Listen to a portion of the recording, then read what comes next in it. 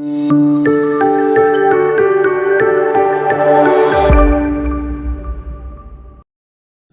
Student, देखिए अपना topic चल रहा था ऑडिटिंग और डेफिनेशन पढ़ रहे हैं आज अपन। According to standard on auditing 200 ऐसे 200 में ऑडिट की डेफिनेशन दी गई है। अंकेक्षण का अर्थ क्या है? देखिए, अंकेक्षण किसी भी संस्था के, अब आप यहां से भले ही नोट कर सकते हो, अंकेक्षण किसी भी संस्था के वित्तीय सूचनाओं की, अंकेक्षण किसी भी संस्था के वित्तीय सूचनाओं की स्वतंत्र जांच है, भले ही संस्था का उद्देश्य, अंकेक्षण किसी भी संस्था के वित्तीय सूचनाओं की स्वतंत्र जांच है, भले ही संस्था का उद्देश्य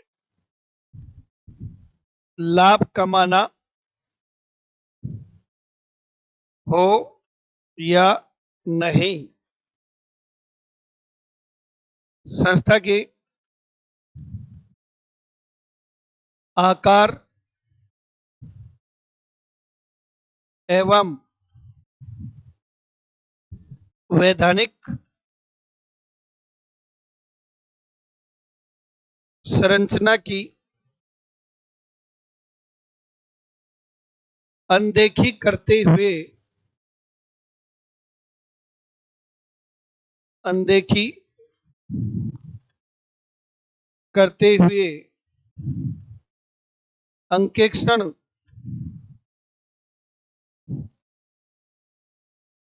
इस उद्देश्य के साथ,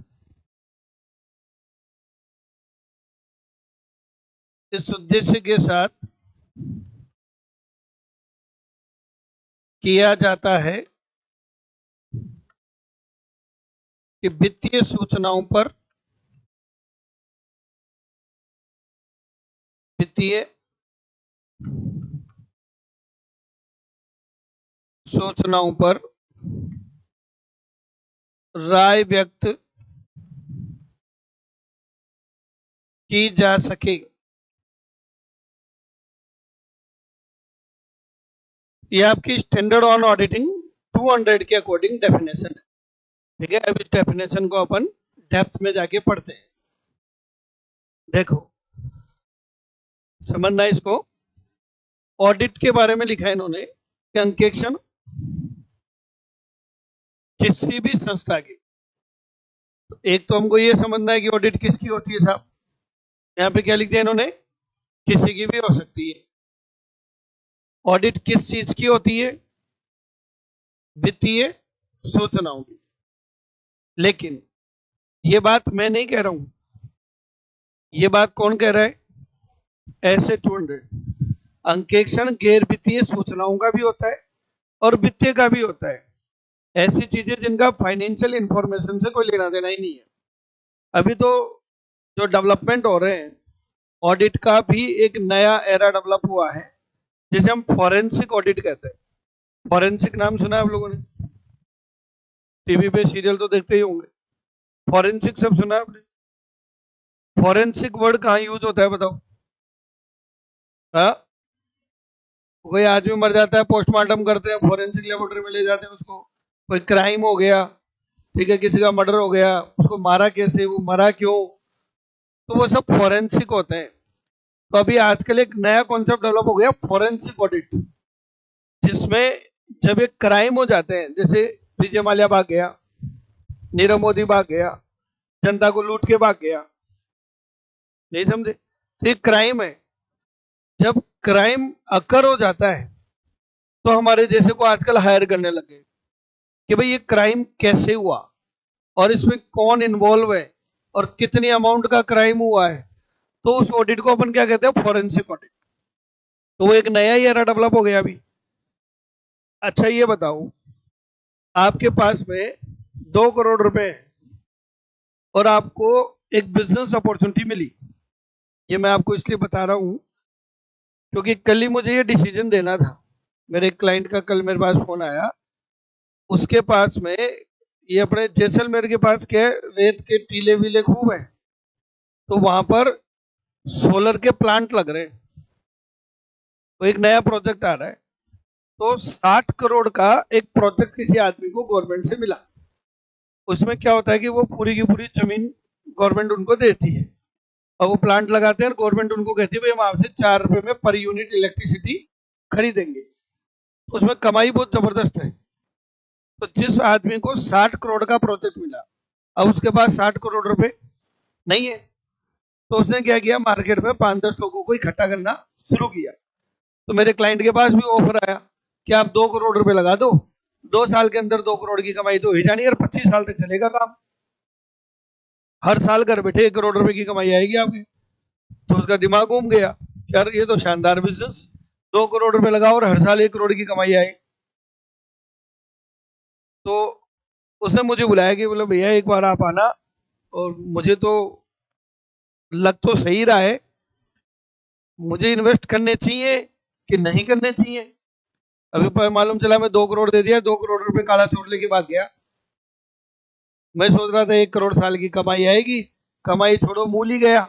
ऐसा हो सकता है ना। तो उसने कहा सर आप मुझे इस पर राय दो। तो मैं कहा यार देख, तूने मुझे कोई चीज बताई, मुझसे राय ले रहा है, मैं ऐसे कैसे राय दे सकता हूँ।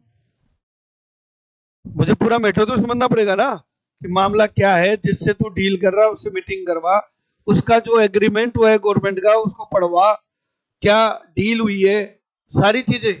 बोले सर वो तो उससे बात कराऊंगा तो अपनी डील खराब हो जाएगी। तो मैंने कहा खराब सी, तू 2 करोड़ ऐसे ही देने को तैयार है तो दे दे।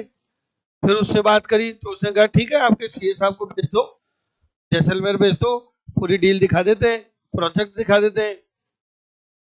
तो बोले भैया आप जैसलमेर चल जाओ और ये सारे काम जाके चेक कर लो, आपकी जो भी फीस है मैं दे दूंगा। मैंने कहा मैं 5 लाख रुपए फीस लूंगा, उसमें चाहे मेरे को 5 दिन लगे, 10 दिन लगे, चाहे मेरे 10 लोग लगे, पूरा प्रोजेक्ट रिपोर्ट पूरी बना के देंगे आपको। उसने मेरे को डन कर दिया, बोला ठीक है। बताओ ये क्या है, कहानी तो सुन ली, बताओ तो सही ये क्या चीज है। इसको कहते हैं ड्यू डिलीजेंस। क्या कहते हैं कि आप कोई प्रोजेक्ट में निवेश कर रहे हो तो आपके दिमाग में एक बात आएगी कि निवेश करूं कि नहीं करूं, करूं तो क्या फायदा मिलेगा या क्या इसके साइड इफेक्ट्स हैं। ये सब चीजें नए एरे डेवलप हुए हैं आजकल, हमारे पास ये काम आ रहे हैं। ये जो है ना, ये वाली जो ऑडिट करते थे हम लोग, टिकिंग टिकिंग, कि हाँ भाई माल खरीदा, परचेज का बिल है, परचेज की एंट्री है, ये तो ट्रेडिशनल काम हो गए। अभी तो नई नई चीजें आ रही हैं। तो ये जो डेफिनेशन है, ये डेफिनेशन किसके अकॉर्डिंग है, स्टैंडर्ड ऑन ऑडिटिंग। और स्टैंडर्ड ऑन ऑडिटिंग में साफ साफ लिखा हुआ है ऑडिट का मतलब क्या है, वित्तीय सूचनाओं का। तो ये बात मान के चलना, जब भी ऑडिट वित्तीय सूचनाओं की होगी तो क्या लागू होंगे, ऐसे, और गैर वित्तीय सूचनाओं पर क्या लागू नहीं होते, ऐसे लागू नहीं होते। तो अपन यहाँ पे नोट करके एक बात कह सकते हैं, क्या कह सकते हैं कि गैर वित्तीय सूचनाओं के अंकेक्षण में, गैर वित्तीय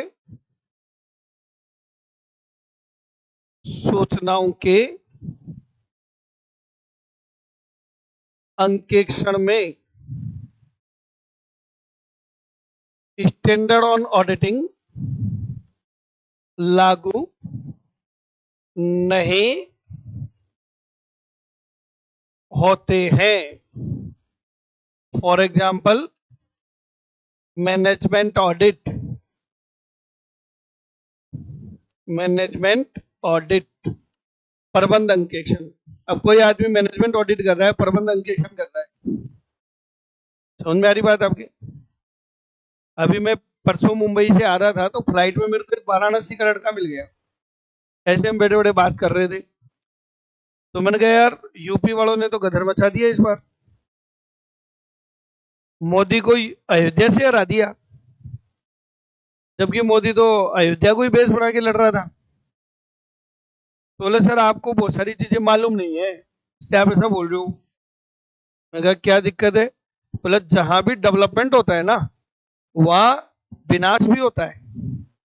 बोले उन्होंने अयोध्या में जो बनाया, इतनी चीजें बनाई तो बहुत सारी चीजों को तोड़ फोड़ दिया, तो जिनका तोड़ा फोड़ा उनको मुआवजा भी नहीं दिया। अब आपका कोई घर तोड़ दे और आपको रोड पे फेंक दे तो आप उसको वोट थोड़ी दोगी। तो बोले सर ऐसे वहां के लोकल लोग काफी नाराज थे इसलिए हार गया। बात समझ रहे हो? तो देखिए अब मोदी को इस चीज का अनुभव हुआ कि साहब मेरे मैनेजमेंट में कुछ तो गड़बड़ है। अब वो हमारे जैसे को हायर करे कि साहब मेरे मैनेजमेंट के जो भी निर्णय लिए जा रहे हैं उनको चेक करो कि मेरे निर्णय सही है कि गलत है। तो बताओ इसमें बही खाते चेक करोगे क्या? तो ये कैसी ऑडिट हुई? गैर वित्तीय सूचनाओं की। तो उनमें क्या लागू नहीं होगा? स्टैंडर्ड लागू नहीं होगा। ये बात समझ में आ रही है? तो अब देखो इसमें की पॉइंट्स क्या क्या आ गए। अंकेक्षण किसका हो सकता है? किसी का भी। किसका हो रहा है? वित्तीय सूचनाओं का। कैसी जांच है? स्वतंत्र जांच। इस बात से कोई फर्क नहीं पड़ता कि आपका उद्देश्य लाभ कमाना है कि नहीं। नहीं समझे? अब आपसे एक सिंपल सी चीज पूछता हूं, वो बताना आप मुझे। आप मंदिर जाते? मंदिर जाते हो नहीं जाते? जयपुर के टॉप मंदिर का नाम बताओ। जयपुर के नहीं हो आप? जयपुर के दो ही महाराज हैं, बताओ कौन? एक तो ठाकुर जी, कौन? गोविंद देव जी, और एक मोती डूंगरी वाले गणेश जी। अभी मेरे हिसाब से 9 बज गए। बज गए ना? कितने रुपए कमा लिया आपने सुबह से? तो बेरोजगार हैं, क्या कमाएंगे? आपसे बढ़िया तो गोविंद देव जी 2.5 लाख रुपए कमा चुके हैं अब तक। सुबह सुबह से लग रखे हैं। 4 बजे दुकानदारी शुरू हो जाती है गोविंद देव जी की। वहां पे दान पात्र लिखे हुए, ये इतने पैसे आ रहे हैं मंदिरों में, क्या कर रहे हैं? क्या मंदिर का उद्देश्य लाभ कमाना है? लाभ कमाना तो नहीं है। क्या उनकी ऑडिट नहीं होती? ये मंदिर, मस्जिद, गुरुद्वारे सबकी ऑडिट होती है, चाहे उनका उद्देश्य लाभ कमाना हो, इससे कोई फर्क नहीं पड़ता। कोई संस्था ये कहेगी साहब मैं तो पुण्यार्थ उद्देश्य के लिए हूं, मैं तो धर्मार्थ कर रहा हूं, लोगों का कल्याण कर रहा हूं, और आप मेरे से ऑडिट करवाओगे, आपको तो ज्यादा जरूरी है क्योंकि आपके ऊपर तो लोगों का क्या है? ट्रस्ट है। तो जितने भी ट्रस्ट है, जितने भी सोसाइटी है, जितने भी कंपनीज है, इन सबकी ऑडिट होना तो क्या है? अनिवार्य है। समोसे वाले की ऑडिट फिर भी अनिवार्य नहीं है, पर गोविंद देव जी के मंदिर की ऑडिट अनिवार्य है, चाहे उद्देश्य लाभ कमाना हो या नहीं। अच्छा, ऑडिट किसकी हो? अडानी अंबानी की हो या समोसे वाले की भी हो सकती है? बताओ, ऑडिट किसकी हो सकती है? इससे कोई फर्क नहीं पड़ता कि आपका बिजनेस बहुत बड़ा है कि बहुत छोटा है। आकार को देखो मत, अनदेखी कर दो। समझ में आ रहा है? चाहे व्यापार का आकार बहुत बड़ा हो चाहे छोटा हो, ऑडिट किसी की भी हो सकती है। वो अलग बात है, मैं बाद में बताऊंगा कि किसके लिए जरूरी है और किसके लिए जरूरी नहीं है। फिर आगे कह रहे हैं साहब इसको भी भूल जाओ आप कि उसकी वैधानिक संरचना क्या है, उसका लीगल स्ट्रक्चर क्या है। चलो थोड़ा सा इसके बारे में बात करते हैं। कोई भी आदमी बिजनेस करेगा या कोई भी काम करेगा तो स्ट्रक्चर क्या होते हैं? बताओ, आपने आज तक देखा है? आप इसी देश में रहते हो, क्या क्या फॉर्म्स ऑफ बिजनेस ऑर्गेनाइजेशन है, व्यावसायिक संगठन के क्या क्या प्रारूप है? हाँ बताओ। कंपनी, पार्टनरशिप, एचयूएफ और सोल प्रोप्राइटर। होता है ना, जैसे नाई की दुकान पे लिखा रहता है प्रो कालूराम। अब उसको ये नहीं मालूम कि प्रो का मतलब क्या है, कॉपी पेस्ट कर देते हैं, वो अलग बात है। प्रो का मतलब प्रोप्राइटर, यानी कि एकल स्वामी, कि भाई साहब मेरी दुकान है। समझ रहे हो आप मेरी बात? तो आपका संरचना क्या हो सकती है? एकल स्वामी हो सकते हो आप, एचयूएफ हो सकते हो, साझेदारी फर्म हो सकती है, एलएलपी हो सकता है, समिति हो सकती है जैसे सरस डेयरी, अमूल, अमूल का तो नाम सुना है ना, अमूल दूध पीता है इंडिया। अमूल का फुल फॉर्म क्या है? आनंद मिल्क यूनियन लिमिटेड। क्या है ये बताओ? ये कंपनी नहीं है, ये सहकारी समिति है, ये भी व्यापार कर रही है, सरस डेयरी दूध बेच ही रही है। तो व्यापार करने के कई तरीके हैं। कोई ट्रस्ट बना के व्यापार कर रहा है, क्या ट्रस्ट वाले भी व्यापार करते हैं? ये दुर्लभ जी हॉस्पिटल का नाम सुना है?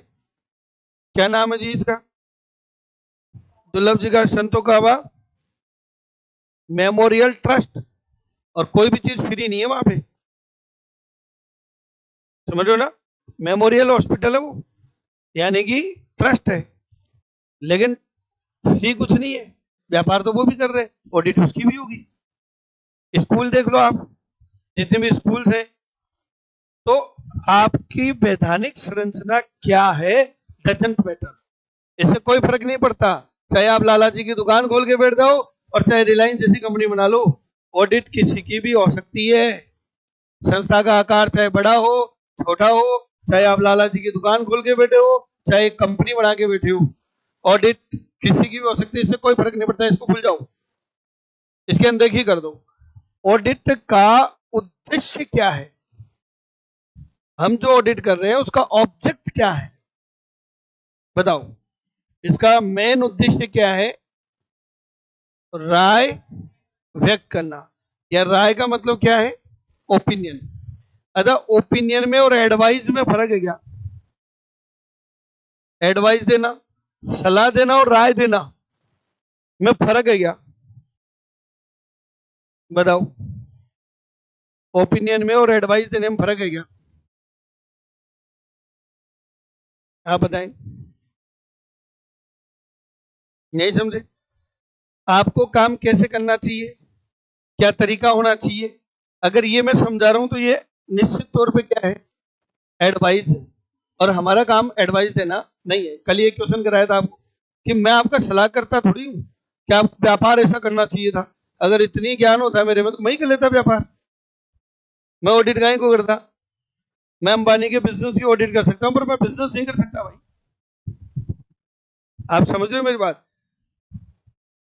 ओपिनियन में क्या होता है? जो आप कर चुके, जो आपने सारा खेल खेल लिया, वो कैसा रहा, उसकी जांच पड़ताल करके मैं उसके ऊपर रिपोर्ट दूंगा कि भाई आपका ये मामला रहा है। बोलो, बात समझ में आ गई क्या? क्लियर है? तो हमें यहाँ एडवाइस नहीं देनी, हमारा उद्देश्य क्या है?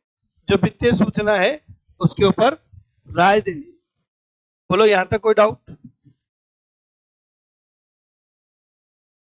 हाँ, इंग्लिश में भी देखो। Audit is an independent examinations. Audit is an independent examinations of financial information. Audit is an independent examinations of financial information of any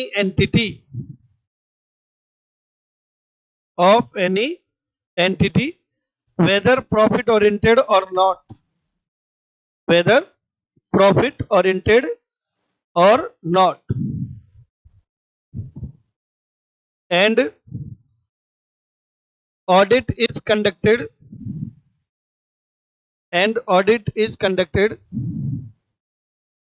with a view, audit is conducted with a view to express opinion on financial information. Audit is conducted with a view to express opinion on financial information irrespective of its size or legal structure. Irrespective of its size और legal structure. समझ में आ गया? अब हम थोड़ा आगे बढ़ते हैं। ये परिभाषा पढ़ लिया, आपका कोर्स खत्म है सिलेबस के अकॉर्डिंग तो, क्योंकि उसमें दो ही चीजें, अर्थ और उद्देश्य। अर्थ ये रहा, उद्देश्य इसमें आ ही जाएगा, खत्म कहानी। इस परिभाषा में आज मैं 2 घंटे पूरे कर दूंगा। चलो। टेस्ट में घुसते हैं। सबसे पहले हम इस पे बात करते हैं, क्या ऑडिट किसी भी संस्था की हो सकती है? बताओ।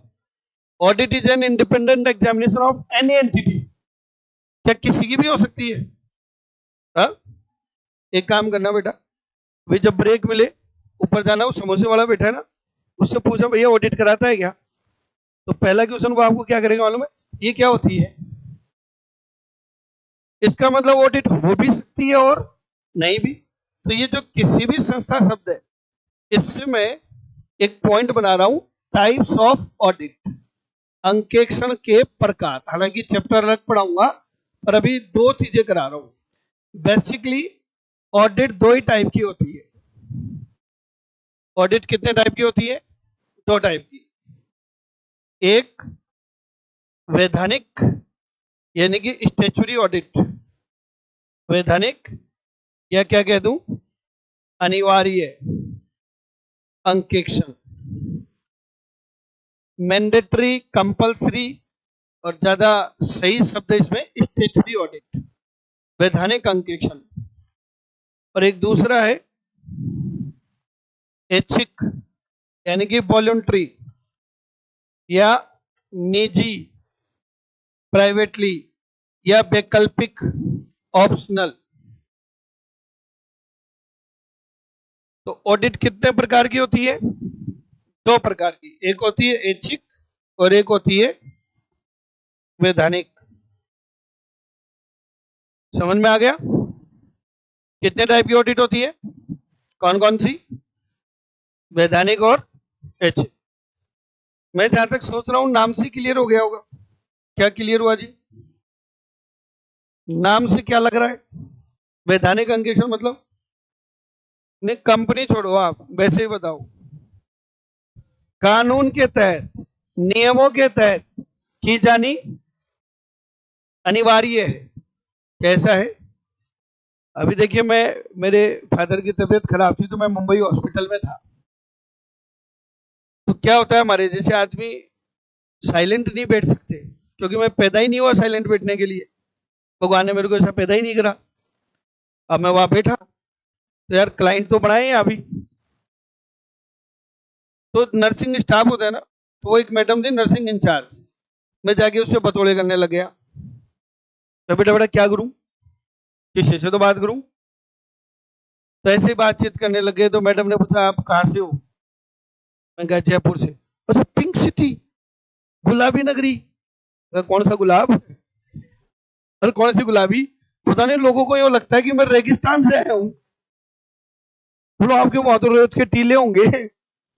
अरे मैंने कहा बुड़बक, तेरा मुंबई से तो बढ़िया है मेरा जयपुर। मैंने कहा पिंक सिटी चार दीवारी है और वो भी आधी अधूरी होती है। तो अच्छा अच्छा, आप क्या करते हैं? मैंने कहा मैं चार्टर्ड अकाउंटेंट हूँ। इतना सुनते उसके कान खड़े हो गए। सर आप मेरे को कुछ एडवाइस कर देंगे? मैंने कहा वैसे तो मैं मुफ्त में नहीं देता, पर अब यार सिचुएशन ऐसी कि तेरे से फीस नहीं ले सकता, चल पूछ। बोले मेरा 30,000 रुपये टैक्स कटता है हर महीने सैलरी में से। मेरा सीए बोलता है कि ये तो आपको भरना पड़ेगा। तो मेरे दिमाग में घंटी बजी। मैं कहा एक नर्स के, और सेंट्रल गवर्नमेंट का वो हॉस्पिटल है, 30,000 रुपये। मैंने कहा टीडीएस का मतलब जानते हो आप? लगभग लगभग 2.25 लाख रुपए महीने की सैलरी। एक नर्स की सैलरी थी 1,75,000 रुपये, और उसका 30,000 रुपये गवर्नमेंट ने टीडीएस काट लिया। और बोले मेरे सीए ये बोल रहे हैं कि सैलरी में तो कोई ऑप्शन ही नहीं है। मैंने कहा ऑप्शन सारे हैं, मुंबई वालों के बस की बात नहीं है। मैंने कहा ये नॉर्थ इंडिया वालों की बस की बात है। अपन जो नॉर्थ इंडियन है ना, बहुत बदनाम है, क्योंकि अपने यहाँ पे लाइन में लगना, तमीज, ये सब अपने में नहीं है। नहीं समझे? वहां तो लोग बस में बैठने के लिए लाइन में लगे हुए हैं और शरीफ हो गए एकदम, ये चुपचाप खड़े रहते। अपने यहाँ तो बीच में घुसेंगे, पीछे वाला बोलेगा क्या है तेरे इधर आ। ये नॉर्थ इंडियन की पहचान है। वहां ऐसा नहीं है, वहां सिस्टम थोड़ा अलग है, थोड़े तमीज वाले लोग हैं। अपने यहाँ ऐसा नहीं है। तो मैं कहता देखो तुम्हारा सीए नियमों की बात करेगा, नियमों से तो टैक्स आपका बन रहा है। तो बोले फिर? मैं कहा हमारे पास गेम है। वो क्या गेम है? मैं कहा आप शेयर मार्केट का लॉस ले और सैलरी के इनकम से सेट करो। और टैक्स आपका रिफंड करा देंगे। बोले ऐसा होता है? मैं कहा हम करते हैं। सर मेरी इनकम टैक्स रिटर्न आप ही भरना। मैं कहा एक के लिए कौन मगजमारी करेगा? सर पूरे नर्सिंग स्टाफ की दे देते हैं। तो 20 ITR लिया है मैं वहां से। भाई हॉस्पिटल का खर्चा तो निकालूं, फिर एडजस्टमेंट के पैसे लूंगा वो अलग। मैं आपको ये कहानी क्यों सुना रहा हूं कि देखो, चाहे संस्था कोई भी हो, अगर मैं बात करूं लाला जी की, लाला जी जानते हो ना, मैं अक्सर लाला जी बोलता हूं, प्रोप्राइटरशिप फॉर्म, बताओ उनकी ऑडिट होती है कि नहीं होती? हो भी सकती है और नहीं भी। समोसे वाले से पूछोगे मना कर देगा। एक किराने की दुकान पे जाओ, वो भी लाला जी है, पर उसका टर्नओवर 1 करोड़ से ज्यादा है, तो उसके ऊपर कौन सा एक्ट लग गया? Income tax act.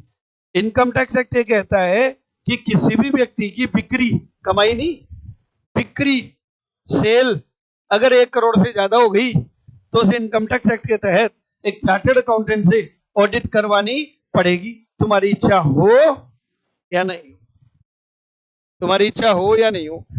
मेरे एक साले साहब है, CA है वो भी, और मुंबई रहते हैं। वो मेरे से मिलने आया वहां पे, तो मैं कहा साले साहब क्या सैलरी है आपकी?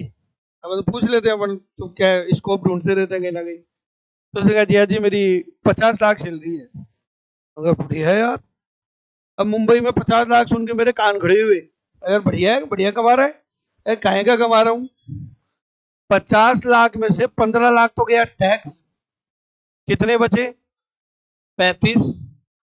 35 में से 12 लाख रुपए उसका फ्लैट का किराया, लाख रुपए किराया वहां पे। 2 BHK फ्लैट है खाली, जिसमें आप जैसे और मेरे जैसे लोग तो रह ही नहीं सकते। क्यों लगे? तो बाथरूम है जिसमें फ्लैट कह रहा है।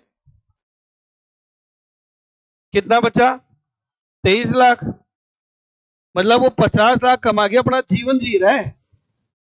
तो आप सोचो, मैं कहा इससे बढ़िया जयपुरी बढ़िया है, आधा कमा के भी तेरे से डबल खुश रहूंगा। बात समझ रहे हो ना?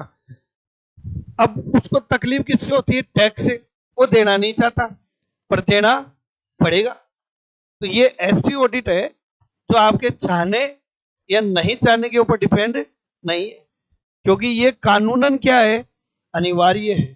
तो बताओ क्या कह दूं? किसी भी कानून या नियम के तहत क्या है बताओ? अनिवार्य है। तो ऐसी ऑडिट को अपन क्या कहेंगे? वैधानिक अंकेक्षण स्टैच्यूटरी ऑडिट। तुम्हारी इच्छा हो नहीं हो, CA से ऑडिट करवानी पड़ेगी। क्लियर है यहां तक का? अब मान लो किसी आदमी को ऑडिट कराने की आवश्यकता ही नहीं है, तो क्या फिर भी ऑडिट कराते हैं लोग? बताओ। अगर आवश्यकता ही नहीं है तो भी ऑडिट कराते हैं लोग, क्योंकि ऑडिट के कहीं क्या है? बेनिफिट है। आपको मैंडेटरी नहीं है ऑडिट करवाना, पर आप मेरे पास आए और अपने बही खाते ऑडिट कराते हो, मैं ठप्पा लगाता हूं, तो उन खातों की विश्वसनीयता क्या हो जाती है? बढ़ जाती है, क्योंकि सामने वाला देखता है कि एक स्वतंत्र व्यक्ति ने क्या किया है, जांच पड़ताल की है। फिर आप बैंक में लोन लेने जाओगे, बैंक वाला लोन दे देगा आपको। कहीं भी मार्केट में आप जाओगे, अपनी बैलेंस शीट दिखाओगे, तो लोग उसको ट्रस्ट करना शुरू कर देंगे। तो ये कुछ फायदे हैं, इन फायदों की वजह से लोग ऑडिट करवाते हैं, पर कानूनन अनिवार्य नहीं है। तो वो ऑडिट क्या कहलाती है? ऐच्छिक अंकेक्षण, जो कानून या नियम के तहत अनिवार्य नहीं है। अनिवार्य नहीं। आपकी इच्छा हो तो ऑडिट कराओ, नहीं कराना चाहते तो कोई बात नहीं। और देखो, जहां अनिवार्य है और आपने ऑडिट नहीं करवाई तो लगेगा जुर्माना, और जुर्माने भी लाख लाख रुपए के हैं। इनकम टैक्स एक्ट में लिखा हुआ है साफ साफ कि टर्नओवर का 0.5% या 1.5 लाख, दोनों में से जो भी कम होगा उतना जुर्माना आपको देना पड़ेगा, अगर आपने ऑडिट नहीं कराई तो।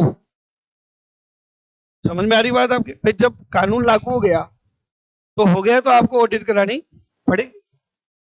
कोई डाउट? एग्जाम में अक्सर ये क्वेश्चन आता है कि निम्नलिखित में से कौन सा अंकेक्षण अनिवार्य है, निम्नलिखित में से कौन सा अंकेक्षण अनिवार्य नहीं है। ये क्वेश्चन अक्सर आता है, तो हम उसको लिखते हैं उदाहरण के तौर पे। चलो अब आप बताओ, ऐसे कौन से लोग हैं जिनको ऑडिट करानी ही पड़ेगी? ऐसे कौन है जिनको ऑडिट करानी ही पड़ेगी? सबसे पहली बात आप सबने कहा, मैंने मान लिया, क्या? कंपनी। समझ में आया? अच्छा मान लो आपने कंपनी बना ली, आपने कंपनी का निर्माण किया है, जैसे हमने बना रखी है सर्जन क्लासेस प्राइवेट लिमिटेड। जिस भी नाम के बाद में क्या आ जाए, प्राइवेट लिमिटेड या लिमिटेड, तो वो क्या है? कंपनी। अगर ऐसे नाम आ जाए जेके एंड कंपनी, बताओ ये क्या है? ये कुछ भी हो सकती है, फैशन है, ये जो नाम है फैशन है। एंड कंपनी का मतलब ये नहीं कि कंपनी है, जैसे दुकानों पे लिखा रहता है राधे श्याम एंड सन्स, तो इसका मतलब थोड़ी वो पिताजी है, एंड सन्स लिख दिया, ये तो नाम है, फैशन है। कंपनी की पहचान क्या है? प्राइवेट लिमिटेड या लिमिटेड। अब मान लो आपने कंपनी बना ली, समझ गए, और जो ही कंपनी बनती है वो अलग और आप अलग। क्या आपका पैन कार्ड है? अब आप एक कंपनी बनाओगे तो क्या कंपनी का पैन कार्ड अलग होगा? बिल्कुल, क्योंकि आप अलग और कंपनी अलग। आप में और कंपनी में केवल इतना सही फर्क है कि आप नेचुरल पर्सन है और वो आर्टिफिशियल है। जब भी आपके दिमाग में कोई क्वेश्चन रेज हो जाए कि ये काम कंपनी कर सकती है कि नहीं कर सकती, तो आपको कभी भी तुक्का भी मारना हो ना, तो ये सोचना है कि मैं कर सकता हूं क्या, तो कंपनी भी कर सकती है। खाली दो चार चीजों को छोड़कर, जैसे आप शादी कर सकते हो, कंपनी की शादी नहीं होती।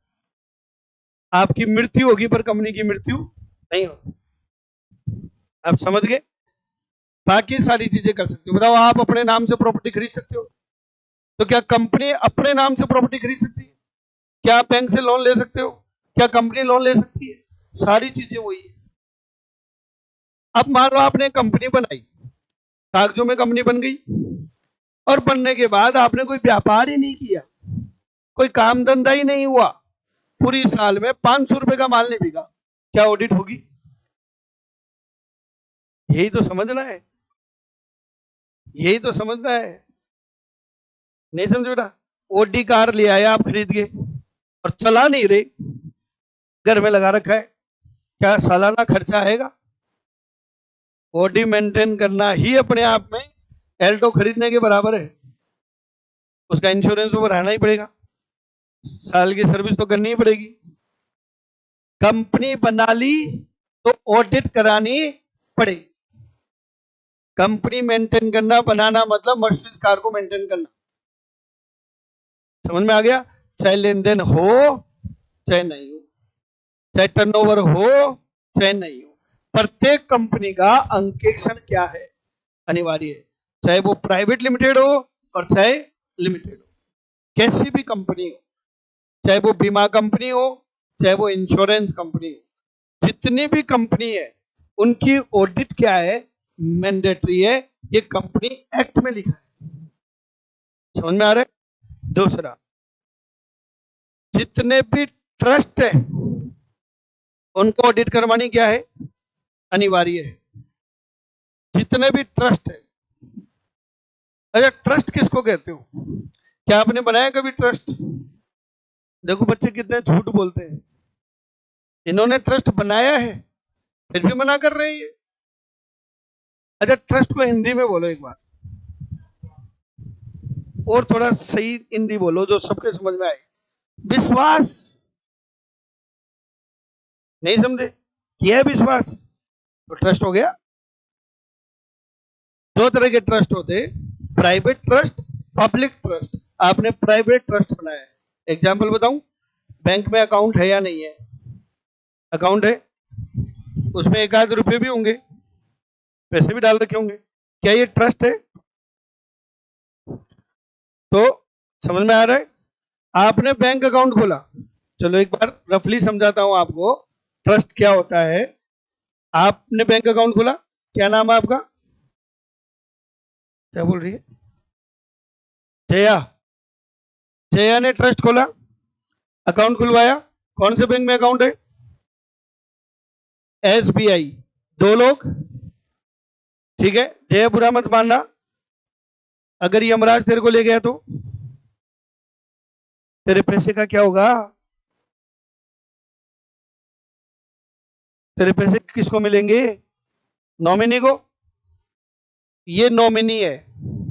कितने लोग हुए? 3। बैंक अकाउंट ओपन करा ना अपने, 3 लोग होते हैं। जिसने अकाउंट खुलवाया वो है क्रिएटर, ट्रस्ट का क्रिएटर। अपन इसको कहते हैं रचयिता या लेखक, ट्रस्ट बनाने वाला। आपने विश्वास किस पे किया है? बैंक पे। बैंक कौन है यहाँ पे? ट्रस्टी, जो आपके यहाँ पर आपके पैसे को रख के बैठा हुआ है। क्या आपको टेंशन करने की जरूरत है? आपका पैसा मेरे पास है, पर मालिक आप हो, पैसा आपका है, बैंक मालिक नहीं है। और अगर कल को आप निपट गए तो इसका लाभ किसको मिलने वाला है? नॉमिनी को। तो ये कौन हो गया? बेनिफिशियरी। ये कौन हो गया? बेनिफिशियरी। ट्रस्ट में हमेशा 3 लोग होते हैं। कौन कौन? Creator, trustee, beneficiary. ट्रस्ट बनाने वाला, जिसके ऊपर आपने विश्वास किया, वो ट्रस्टी, और जिसको बेनिफिट मिलने वाला है। वो अलग बात है कि आदमी 2 हो सकते हैं, क्योंकि आप ही क्रिएटर और आप ही बेनिफिशियरी। हो सकता है आपने नॉमिनी अपॉइंट ही नहीं किया, खुद ही नॉमिनी हो, तो ये भी तो हो सकता है। कहानी समझ में आ रही है? तो ये जितने भी ट्रस्ट होते हैं उन सबकी ऑडिट होनी क्या है? अनिवार्य है। यहां तक समझ में आ रही है? नेक्स्ट बच्चों, जितनी भी सोसाइटी है, समितियां हैं, जितनी भी समिति है, सोसाइटियां हैं, उन सबकी ऑडिट होनी क्या है? अनिवार्य है। समझ में आ रहा है?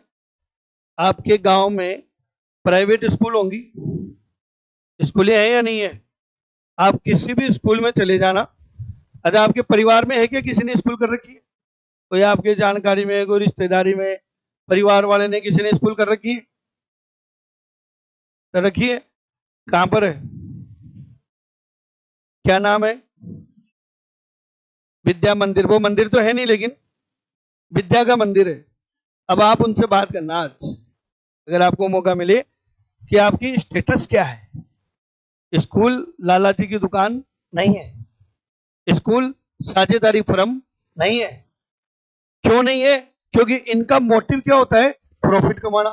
और स्कूल को लेनी पड़ती है सरकार से मान्यता, और सरकार मान्यता कब देती है? कि जब आप ये कहो कि तो विद्या का मंदिर है, हम इसमें प्रॉफिट नहीं कमाएंगे। स्कूल की बैलेंस शीट देखना आप, अगर आपको मौका मिले, आपके घर वाले हैं, रिश्तेदार हैं, दिखा देंगे। उसका लाभ नहीं खाता, देखना प्रॉफिट होता ही नहीं, दिखाते ही नहीं। क्यों? क्योंकि वो समिति है।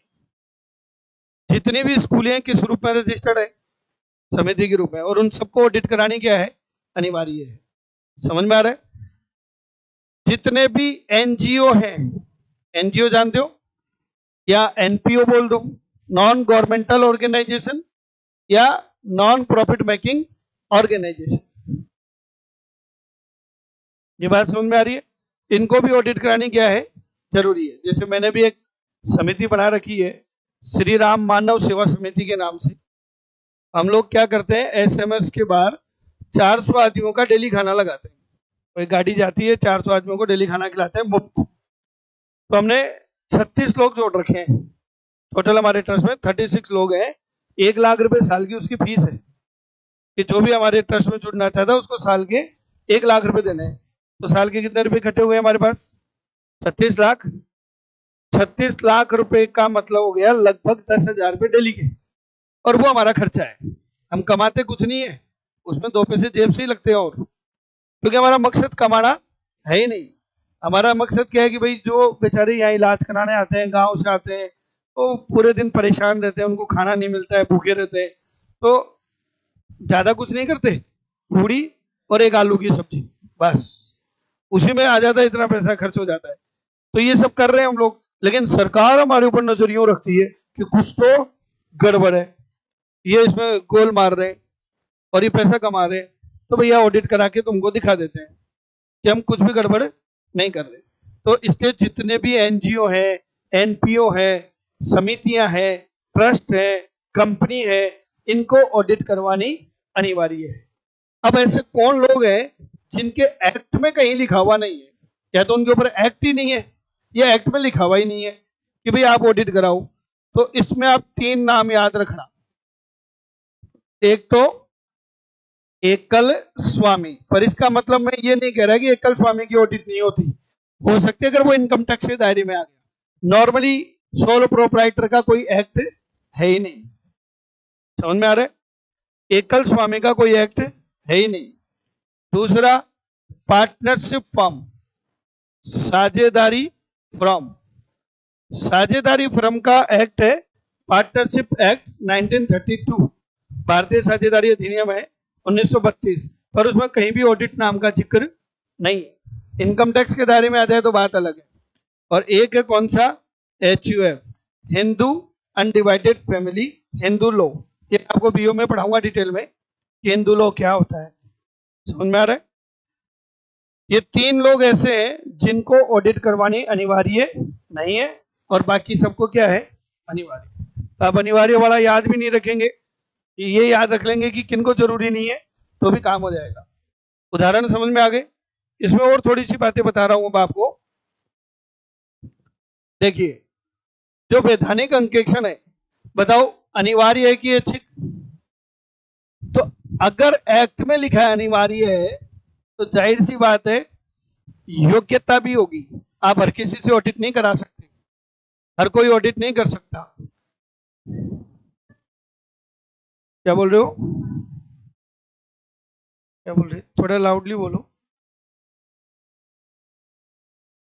एक ही कर, ऐच्छिक में कैसे आएगी? हाँ, नहीं तो मैंने ये कब कहा कि संस्था की वो ऐच्छिक में नहीं आती? किसी भी संस्था की जांच है, ऑडिट किसी की भी हो सकती है, पर होगी ये थोड़ी लिखा है। अगर मैं इसको ऐसे लिखता कि अंकेक्षण प्रत्येक संस्था का, तो इसका मतलब सबकी ऑडिट होनी है। नहीं समझे? मैं कह रहा हूं किसी भी की हो सकती है ऑडिट। अब किसी भी संस्था से तो मैंने 2 पार्ट पढ़ाए कि वो ऐच्छिक भी हो सकती है तो अनिवार्य भी हो सकती है। अब पार्टनरशिप ऐच्छिक में क्यों है? क्योंकि इंडियन पार्टनरशिप एक्ट 1932 में ऑडिट का कहीं जिक्र नहीं है। As per Indian Partnership Act, audit is not mandatory, कि अंकेक्षण करवाना अनिवार्य नहीं। समझ में आ गई बात? आगे बढ़े, चलिए। अब बताओ, जब एक्ट में लिखा हुआ है कि आपको ऑडिट करानी पड़ेगी, तो वो ऑडिट करेगा कौन? हर कोई तो नहीं कर सकता, इसके लिए योग्यता है, क्वालिफिकेशन है। समझ में आ रही बात? बताओ कौन करेगा ऑडिट? अब देखो, मुझे मालूम था आप ये बोलेंगे, नो डाउट मोनोपोली है सीए के पास। भारत में अंकेक्षण का कार्य केवल कौन करता है? Chartered accountant. लेकिन ऐसा नहीं है। कॉस्ट ऑडिट कौन करता है? कॉस्ट ऑडिट करने के लिए, लागत अंकेक्षण के लिए, उसके लिए योग्य व्यक्ति कौन है? सीएमए। सचिवीय अंकेक्षण, सेक्रेटरियल ऑडिट कौन करता है? सीएस। और टैक्स ऑडिट हम करते हैं। तो आपने कैसे कह दिया सीए? ये तो डिपेंड करेगा ना ऑडिट कौन सी है। तो इसमें योग्यता होती है कानून में निर्धारित, जो एक्ट कह रहा है कि अनिवार्य है, उस एक्ट के अकॉर्डिंग योग्यता भी निर्धारित होगी कि साहब ये ऑडिट कराओ। जैसे कंपनी की ऑडिट कौन करेगा? सीए। एनजीओ की ऑडिट कौन करेगा? सीए। इनकम टैक्स एक्ट के तहत ऑडिट कौन करेगा? सीए। 99% में योग्यता क्या है? सीए, पर कोई और भी हो सकता है, तो वो एक्ट में लिखा हुआ रहेगा। समझ में आ रही बात? और ऐच्छिक में अगर मैं योग्यता की बात करूं कि साहब आपको ऑडिट कराना अनिवार्य नहीं है, फिर भी आप कराना चाह रहे हो, तो किससे कराओ? आपकी इच्छा हो जिससे कराओ, कानून में तो लिखा हुआ है ही नहीं ना। तो क्या कहेंगे? योग्यता निर्धारित नहीं है, योग्यता निर्धारित नहीं है। समझ में आ गई क्या बात? क्लियर है? अब और एक बात बताओ, वैधानिक अंकेक्षण में अंकेक्षण का स्कोप, स्कोप बोले तो कार्य क्षेत्र का निर्धारण कौन करेगा? कि मुझे क्या काम करना है और क्या नहीं करना, और यहां पर स्कोप का निर्धारण कौन करेगा?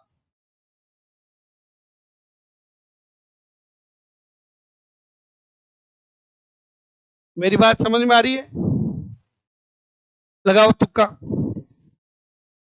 भाई मुझे क्या करना है क्या नहीं करना, ये कौन डिसाइड करेगा? हाँ, आपने कहा नियोक्ता। चलो ठीक है साहब, जो अपॉइंट कर रहा है वही तो बताएगा कि मेरे से चाहता क्या है। आज आपने मुझे अपना ऑडिटर अपॉइंट किया, तो आप ही बताएंगे भाई मेरे से क्या चाहते हो। क्लियर है? लेकिन आपकी और मेरी मन मर्जी की बात नहीं हो रही। ये तो किसकी वजह से हो रही ऑडिट? कानून की वजह से। तो नियोक्ता साथ ही साथ कौन निर्धारित करेगा?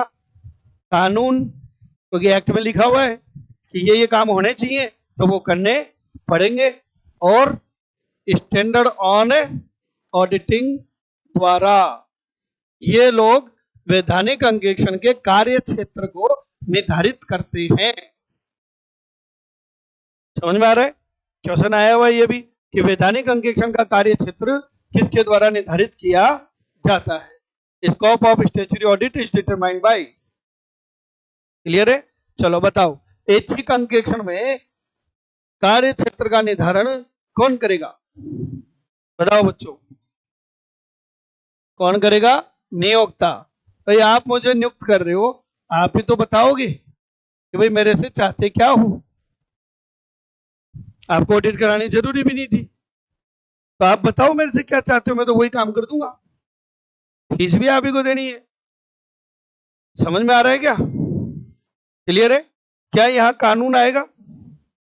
क्या यहाँ स्टैंडर्ड ऑन ऑडिटिंग आएंगे? नहीं, क्योंकि वो तो लागू ही नहीं है। ये तो आपकी इच्छा से है। एक फर्क समझ में आ गया? क्लियर है?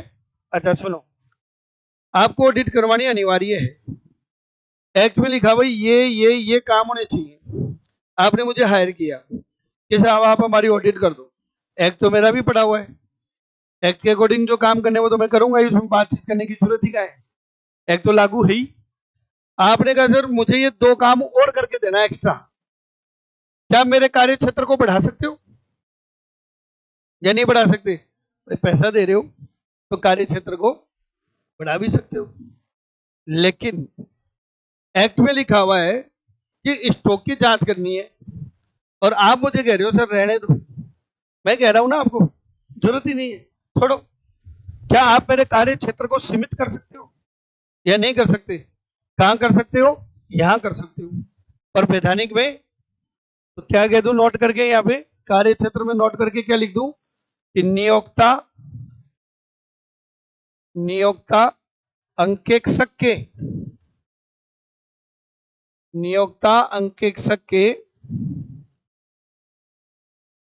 कार्य क्षेत्र को विस्तृत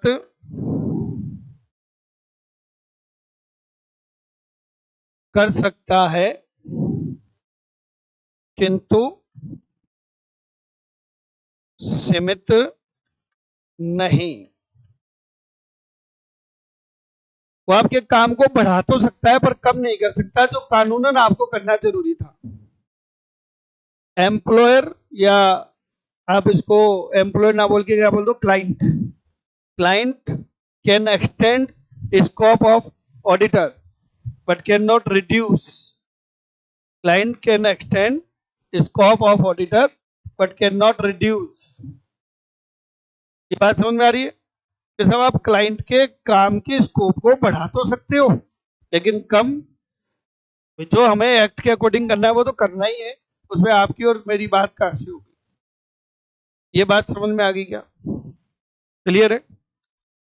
एक बात अब ध्यान से सुनना, जब भी क्लाइंट ऑडिटर को अपॉइंट करेगा, ये बात समझ में आ रही है मैं जो बोल रहा हूं? बताओ हमें अपॉइंट कौन करेगा? सरकार करेगी या क्लाइंट करेगा? ये हमारे साथ सबसे बड़ी विडंबना है। अभी आप फर्स्ट ग्रेड टीचर बन जाओ, आप एग्जाम दोगे, सीधी भर्ती है ये, सीधी भर्ती मतलब विदाउट इंटरव्यू। एग्जाम दोगे, सीधी आपकी नौकरी लग गई, और उसी दिन से आपकी लाइफ सेट। समझ रहे हो ना? जब मैं सीए बना पर जिस दिन मेरे पास डिग्री आई उस दिन से लाइफ स्पॉइल्ड। आप आज बेरोजगार हो, मैं सीए बनने के बाद बेरोजगार हुआ। इंस्टीट्यूट क्या करता है मालूम है? एक कागज का टुकड़ा लेता है, उस पे से लिख देता है this is to certified that mister Jugal Kishore ये चार्टर्ड अकाउंटेंट, ये ले जाओ। तो क्या करूं? मुझे क्या मालूम क्या करना है, कर ले जो करना है। बेरोजगार, एक कागज का टुकड़ा मिलता है सिर्फ, डिग्री का मतलब इतना ही है बस। अब मैं क्या करूं? मुझे तो नौकरी नहीं मिलनी, नौकरी देने जा रहा हूं, साहब मैं सीए हूं, तो बोला मैं क्या करूं? कोई गारंटी है क्या? ऑफिस खोल के बैठ गया, क्लाइंट ही नहीं आ रहे। क्लाइंट हमको सरकार नहीं देती, क्लाइंट खुद को ढूंढने पड़ते हैं। और ऊपर से हमारा इंस्टीट्यूट क्या कहता है? स्वतंत्र जांच है कि जिस व्यक्ति, मतलब हमें डायलॉग कहा जाता है कि जिस थाली में खाओ उसी में छेद करना। भाई आप बड़ी मुश्किल से मेरे को ग्राहक मिले और मैं आप ही की बैंड बजाऊंगा धा धूम धा, और अपॉइंट भी आप ही कर रहे हो। ये प्रॉब्लम है हमारे फील्ड में, पर है धीरे धीरे आपको ये चीजें जनरेट होती हैं। तो बताओ, क्लाइंट दादागिरी करेगा? तो यहां पर हमें इंस्टीट्यूट ने एक बात समझाई कि ऑडिटर को कभी भी अपॉइंट नहीं किया जाता। क्या नहीं किया जाता? आपको जब नौकरी मिलेगी तो आपके पास क्या आएगा? Appointment letter. हमारे को अपॉइंटमेंट लेटर देने की औकात क्लाइंट की नहीं है, क्योंकि मैं उनका नौकर नहीं हूं। आप कर रहे हो नौकरी, आपकी है एम्प्लॉयमेंट और मेरी है एंगेजमेंट। दोनों में फर्क है। हिंदी में दोनों को नियुक्ति बोलते हैं, पर इंग्लिश में क्या है? आप जो करोगे वो क्या है? एम्प्लॉयमेंट, और मैं जो अपॉइंट हो रहा हूं वो क्या है? एंगेजमेंट। तो बताओ मुझे, कभी भी ऑडिट में ध्यान रखना, ऐसे सब बोला कि क्लाइंट ऑडिटर को अपॉइंट कर रहा है, क्या बोलोगे? कि क्लाइंट ऑडिटर को एंगेज कर रहा है। उन्होंने मेरे को एक टास्क दिया है, वो काम मैं करके दे रहा हूं, और वो काम मैं मेरे तरीके से करूंगा, आपके इंस्ट्रक्शंस के अकॉर्डिंग नहीं करूंगा। और एम्प्लॉय होता तो मैं आपके कहे अनुसार काम करता। ये स्वतंत्र जांच है। फर्क समझ में आ रहा है? आ रहा है कि नहीं आ रहा? तो बताओ, जब ऑडिटर का एंगेजमेंट होता है तो क्या लिखा पढ़ी करे? लेटर लिखे या नहीं लिखे? बताओ। अब मैं आपको थोड़ा सा दूसरे पॉइंट की तरफ ले जा रहा हूं, और टॉपिक का नाम है एंगेजमेंट लेटर, नियुक्ति पत्र। बताओ, ये बात समझ में आ गई यहां तक? इसी में कंटिन्यू कर रहे हैं अपन। टॉपिक का नाम है standard on auditing essay 210, agreeing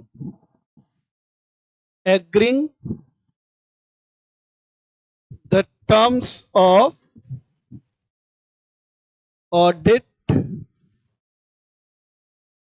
engagement, agreeing the terms of audit engagement।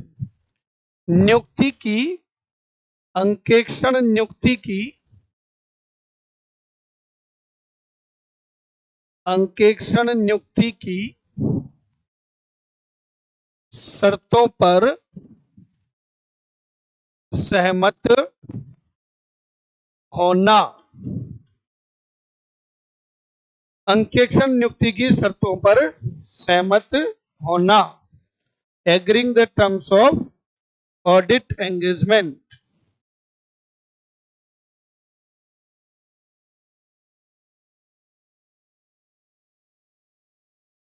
समझ में आ रहा है?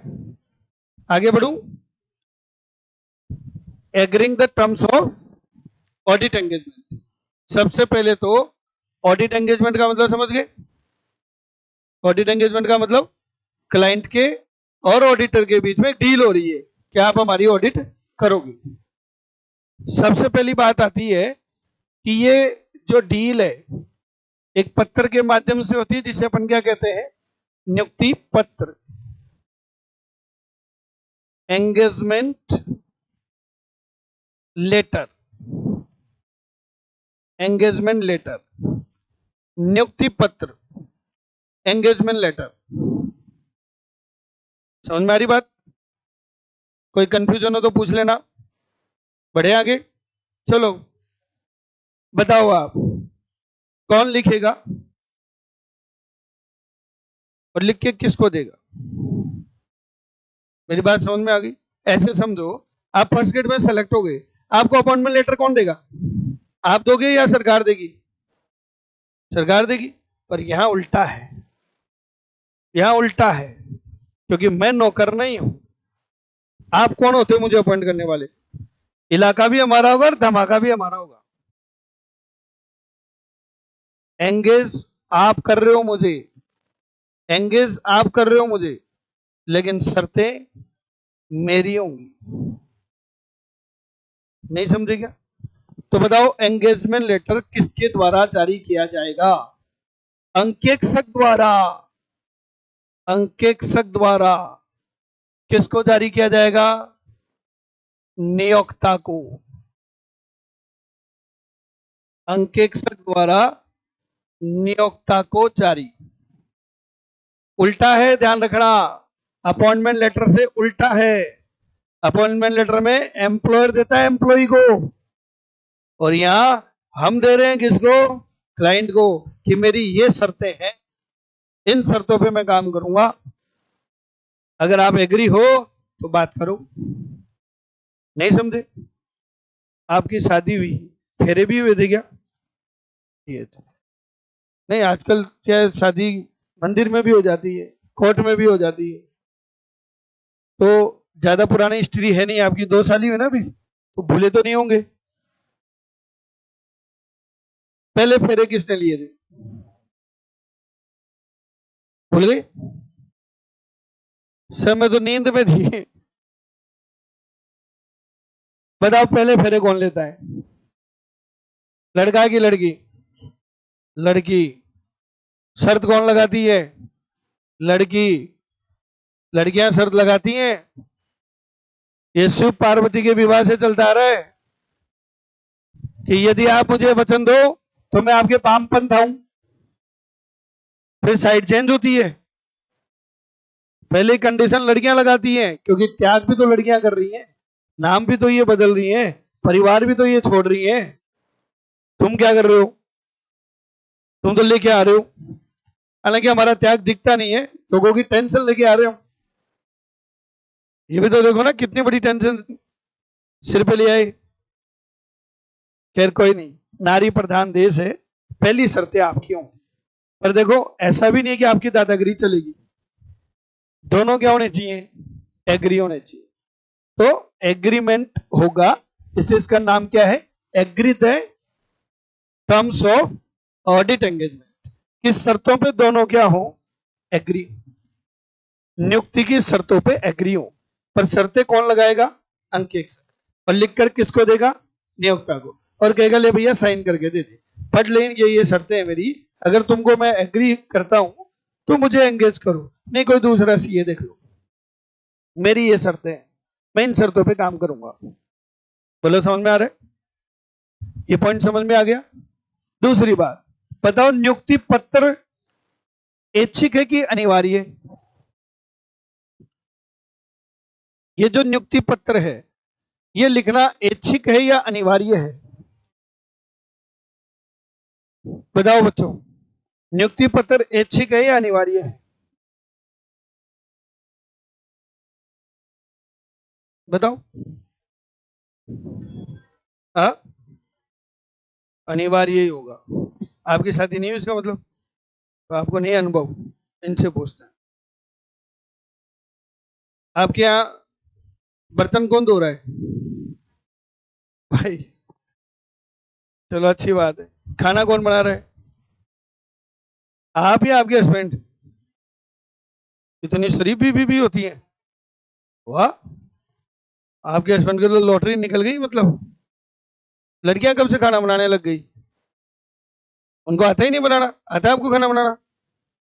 आजकल की लड़कियां कब से सीख गई? हाँ, अरे भैया पोछा मार के आया हूँ सुबह। क्या बात करता है? सुबह 7:30 बजे की क्लास क्यों नहीं लेता? झाड़ू पोछे मार के आया हूँ, बच्चों को नहला के आया हूँ, स्कूल छोड़ के आया हूँ, कपड़े धो के आया हूँ, सुखा के आया हूँ, अब दोपहर में जाके फिर उतारूंगा, खाना बनाऊंगा। ये सारी चीजें करनी पड़ती हैं। आप अपना जीवन इतना इजी मत समझ लेना। अभी हंस रहे हो मेरे ऊपर, मेरी तो निकल गई, अब तुम्हारी बाकी है।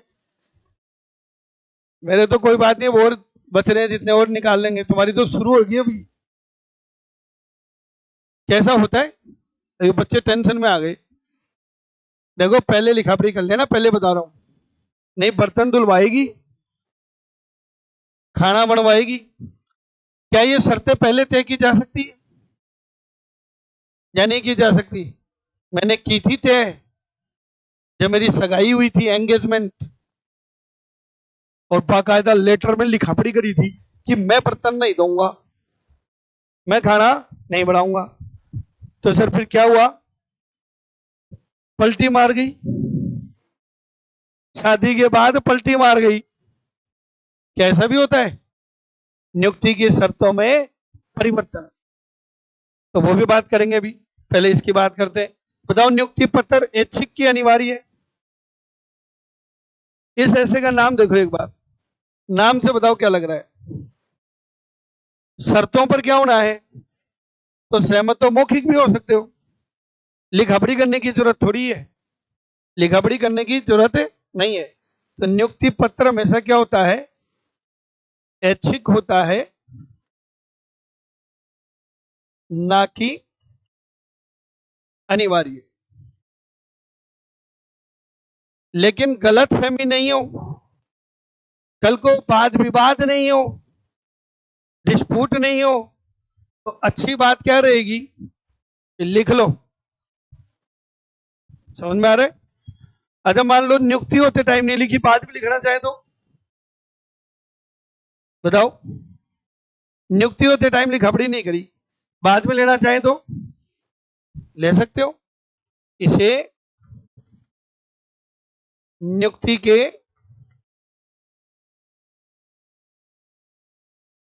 बाद भी लिखा जा सकता है, किंतु अधिमानत, अधिमानत मतलब प्रिफरली, हम प्रेफरेंस जो देते हैं, अंकेक्षण प्रारंभ करने से पूर्व लिखा जाता है। ये बात समझ में आ रही है? अब देखो लिखापढ़ी करनी जरूरी नहीं है, सहमति कर लो, वो पहले भी हो सकती है। फिर आपको लगा कि यार लिखापढ़ी कर लेते हैं तो कर लो, बाद में भी लिख सकते हो। नॉर्मली होता क्या है बताओ, नॉर्मली क्या होता है? कब लिखा जाता है? ऑडिट शुरू करने से पहले। ये एक बार एग्जाम में क्वेश्चन आया था, एमपी में पूछा था कि audit engagement letter can be draw, और फिर 4 ऑप्शन आए थे। At the time of engagement, after the engagement, after the audit report issued, और नन ऑफ दिस। तो आप क्या कहेंगे? At the time of engagement. अगर ऐसा क्वेश्चन आ जाए तो, अगर ऐसा क्वेश्चन आ जाए तो कि साहब नियुक्ति पत्र कब लिया जाए, तो लेने में तो कभी भी ले सकते हो। लेकिन अगर उसमें से कोई ऑप्शन पूछ रहे हैं तो प्रायोरिटी क्या देनी है हमेशा? समझ में आ रहा है? इसलिए लाइन लिखवाई है आपको, ये आया हुआ क्वेश्चन है। बोलो कोई डाउट? अब बताओ, नियुक्ति पत्र ऐच्छिक है या अनिवार्य है? ऑडिट 2 तरीके की है, कौन कौन सी बताओ? किसमें लिखापढ़ी हो जानी चाहिए कि साहब इसमें तो लिख ही लेना चाहिए? हालांकि कोई एक फिक्स नियम नहीं है, पर आप अपना लॉजिक दो, इन दोनों में से कौन सी ऑडिट में तो लिख ही लेना चाहिए? ऐच्छिक में कि वैधानिक में? बताओ बच्चों, किसमें तो लिख ही लेना चाहिए? ऐच्छिक में लिख लेना चाहिए। वैधानिक में अगर लिखापढ़ी नहीं भी करी तो टेंशन नहीं है। क्यों नहीं है? क्योंकि एक्ट के अकॉर्डिंग काम करना है, एक्ट तो फिक्स है, उसके अकॉर्डिंग काम करना है। ऐच्छिक में आप मेरे से क्या चाहते हो, कल को गलत में भी ना हो, ये लिखापढ़ी कर लो। समझ में आ रहा है? मेरे साथ हो गया था ऐसा। मैं एक नाई के पास गया, मैंने कहा भाई साहब कटिंग दाढ़ी की क्या लोगे? उसने कहा 50 रुपए। मैं बैठ गया, मैं कहा बढ़ा दे। कटिंग बढ़ा दी, दाढ़ी बढ़ा दी, बोले लाओ 150 रुपए। मैं कहा भाई तेरे से पूछ के बैठा था, तू 50 रुपए बोला था। बोला हाँ, तो दाढ़ी के 50, कटिंग के 100। मैं कहा मैंने पूछा था कटिंग दाढ़ी, और उसने कहा 50, और अब ले रहा है कितने? 150। कंफ्यूजन हो गया। मिसअंडरस्टैंडिंग, गलत फहमी को दूर करने के लिए बेटर है कि क्या कर लेना चाहिए, लिख लेना चाहिए। और गलत फहमी होने की संभावना ज्यादा किसमें है? ऐच्छिक में कि वैधानिक में? ऐच्छिक में, क्योंकि आप क्या चाह रहे हो मेरे से वो लिखा पढ़ी कर लेते हैं। बोलो कोई डाउट? यहां तक की बातें सारी समझ में आ रही है? नियुक्ति पत्र किसके द्वारा जारी किया जाएगा? किसको जारी किया जाएगा? नियुक्ति पत्र क्या है? ऐच्छिक। अब बताओ नियुक्ति पत्र में क्या क्या लिखेंगे?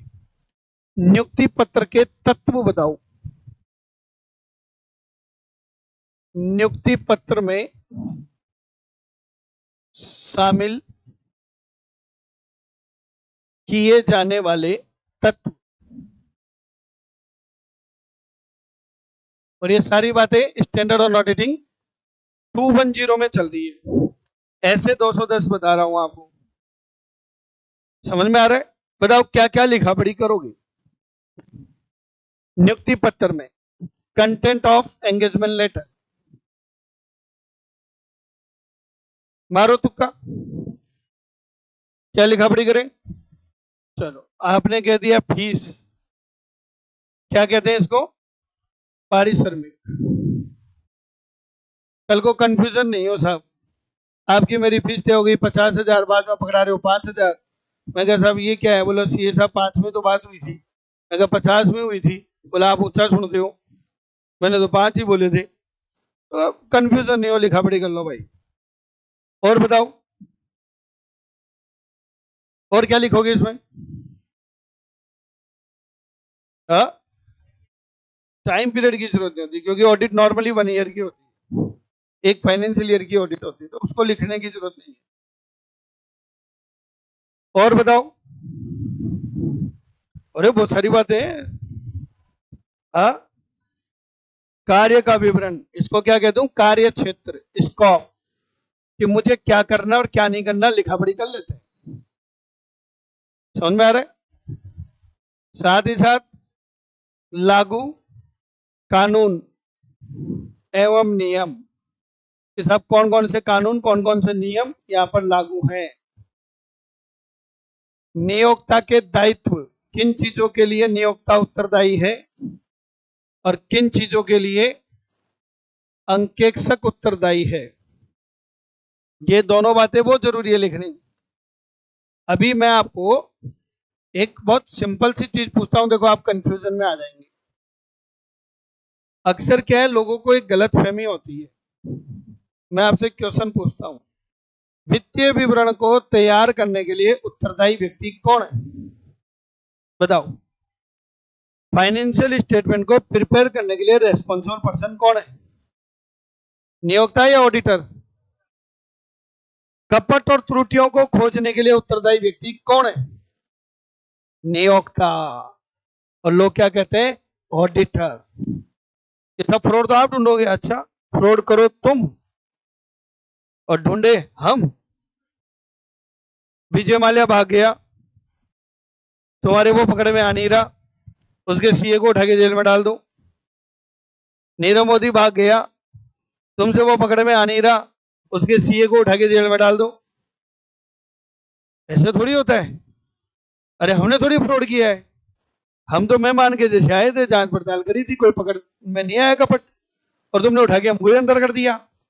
तो यहाँ एक क्लियरिटी देनी जरूरी है कि साहब नियोक्ता वित्तीय विवरण को तैयार करने के लिए उत्तरदायी है।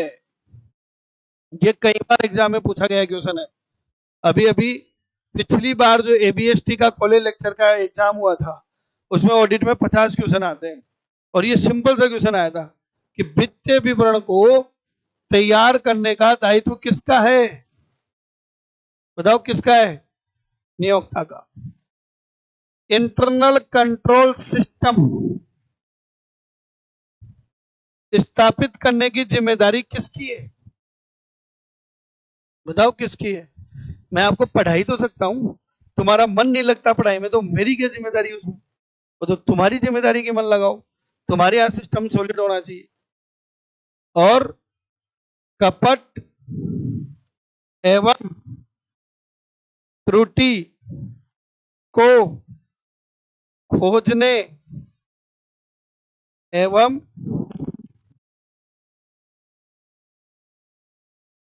रोकने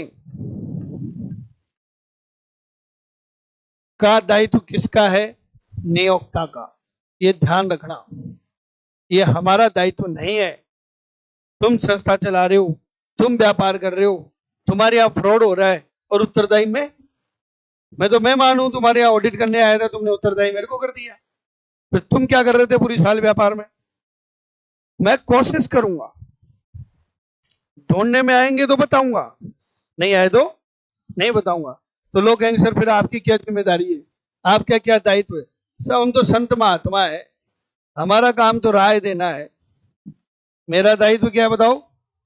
राय व्यक्त करने का, कि जैसी भी चीज होगी वो आपके सामने रख दी जाएगी।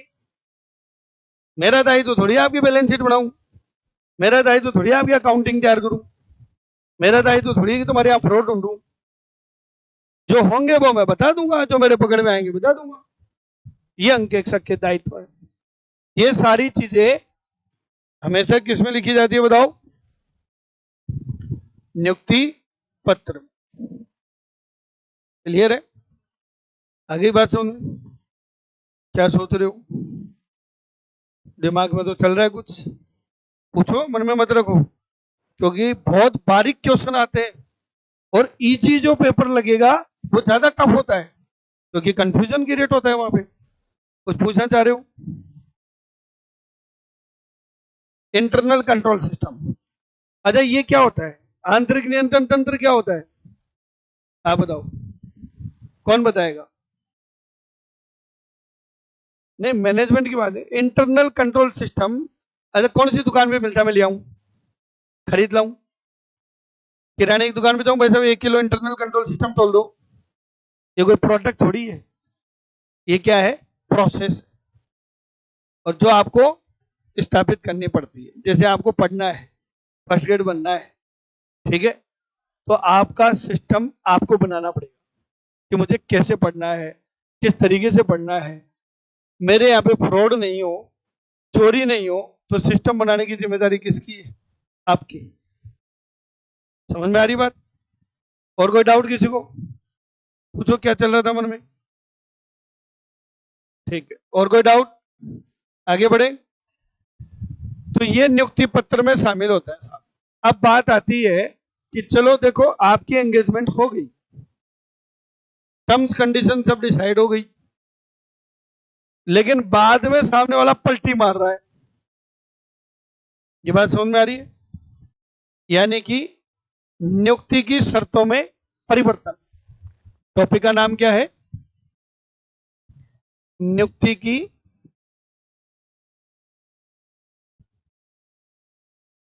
शर्तों में परिवर्तन। नियुक्ति की शर्तों में परिवर्तन। मेरी बात समझ में आ रही है सबके? कौन कर रहा है परिवर्तन चेंज करने के लिए? कौन कर रहा है बताओ? किसके द्वारा रिक्वेस्ट की जाएगी? कौन परिवर्तन करना चाहेगा? ऑडिटर तो करेगा नहीं, क्योंकि शर्तें तो उसने लगाई है। किससे रिक्वेस्ट आएगी? नियोक्ता द्वारा। नियुक्ति के बाद, नियोक्ता द्वारा नियुक्ति के बाद अंकेक्षक से निम्न कारणों की वजह से शर्तों में परिवर्तन का अनुरोध किया जाता है। अनुरोध किया जाता है। ये कारण है साहब। इन कारणों की वजह से क्लाइंट रिक्वेस्ट करता है, आदेश तो दे नहीं सकता क्योंकि पहले क्यों एंगेज किया था आपने। वो रिक्वेस्ट करेगा सीए को कि सर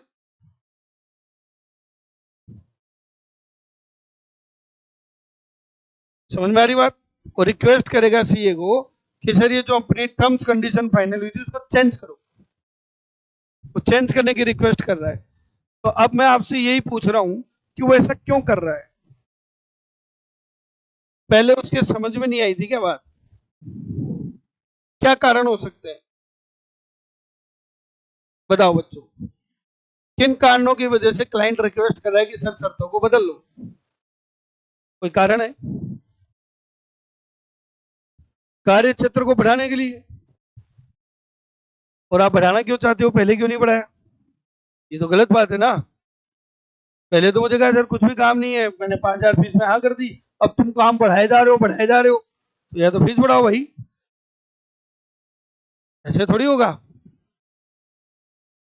कारण क्या है, आपको पहले क्यों नहीं दिखाई दिया, अब क्यों समझ में आ रही है आपको ये बातें। कोई जबरदस्ती तो हुई नहीं ना, एंगेजमेंट हुआ था, दोनों की सहमति हुई थी, लिखा पढ़ी हुई है, कागज पे साइन करे हैं, अब उसके बाद क्यों पलटी मार रहे हो आप। उसका कारण बताता हूं मैं आपको। पहला कारण, आप बताओ, आपका बैंक में अकाउंट है, फॉर्म भरा था आपने, पूरा एक बैंक अकाउंट का फॉर्म आता है, साइन किए थे, क्या आपने उसमें जो लिखी हुई शर्तें पढ़ी थी। कौन पढ़ता है, कौन पढ़ता है। पढ़े लिखे लोग बिल्कुल नहीं पढ़ते, अनपढ़ को पढ़ना नहीं आता, पढ़े लिखे लोग पढ़ते नहीं। सेम कहानी हमारे साथ होती है। हम लेके जाते हैं परफॉर्मा कि सर ये मेरी टर्म्स एंड कंडीशंस हैं, इन शर्तों पे काम करूंगा, स्टैंडर्ड फॉर्मेट बना रखा हमने, और ये 10-10 20-20 पेज का, ये शर्तें हैं साहब मेरी, इन पे काम करूंगा, साइन करो। क्लाइंट कहता लाओ सी साहब कहाँ करने हैं साइन, सर पढ़ तो लो। आप अपने ही तो क्या पढ़ना लग रहा है, कर दिए साइन। अब बाद में फड़फड़ाएगा ये क्या है, ऐसा लिखा हुआ है।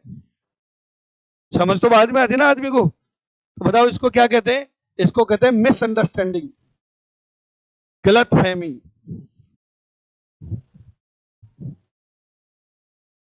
मिसअंडरस्टैंडिंग, क्या मिसअंडरस्टैंडिंग हो जाती है। अरे बहुत होती है, मेरे साथ हुआ। मेरी जब सगाई हुई थी तो मेरे ससुर जी बड़े इंटेलिजेंट आदमी है, पूरी दुनिया में कहते थे हमें जवाई क्या मिला साहब, हीरा मिला हीरा। तो मैं बड़ा चौड़ा होता था, क्या यार ससुर जी बढ़िया आदमी है, हीरा बोलते हैं मेरे को। जब विदाई हो रही थी ना तो मेरे को कान में क्या कहते हैं, बेटा संभल के रहना। ये नहीं बोला संभाल के रखना, बोले संभल के रखना, मेरी बेटी पन्ना है। मैं समझ नहीं पाया, बाद में समझ में आया कि हीरे को केवल कौन काट सकता है, पन्ना ही काट सकता है। इसलिए मेरे को हीरा बोलते थे और अपनी बेटी को पन्ना बोलते थे। और तब जाके उन्होंने समझाया कि संभल के रहना, तू तो गया। बताओ, गलत फहमी हो गई। या तो बदल दो तुम, बीबी तो चेंज भी नहीं होती। अब जो है वो है, क्या करें। समझ में आ रहा है ना गलत फहमी का कारण। और बताओ, परिस्थिति बदल जाए।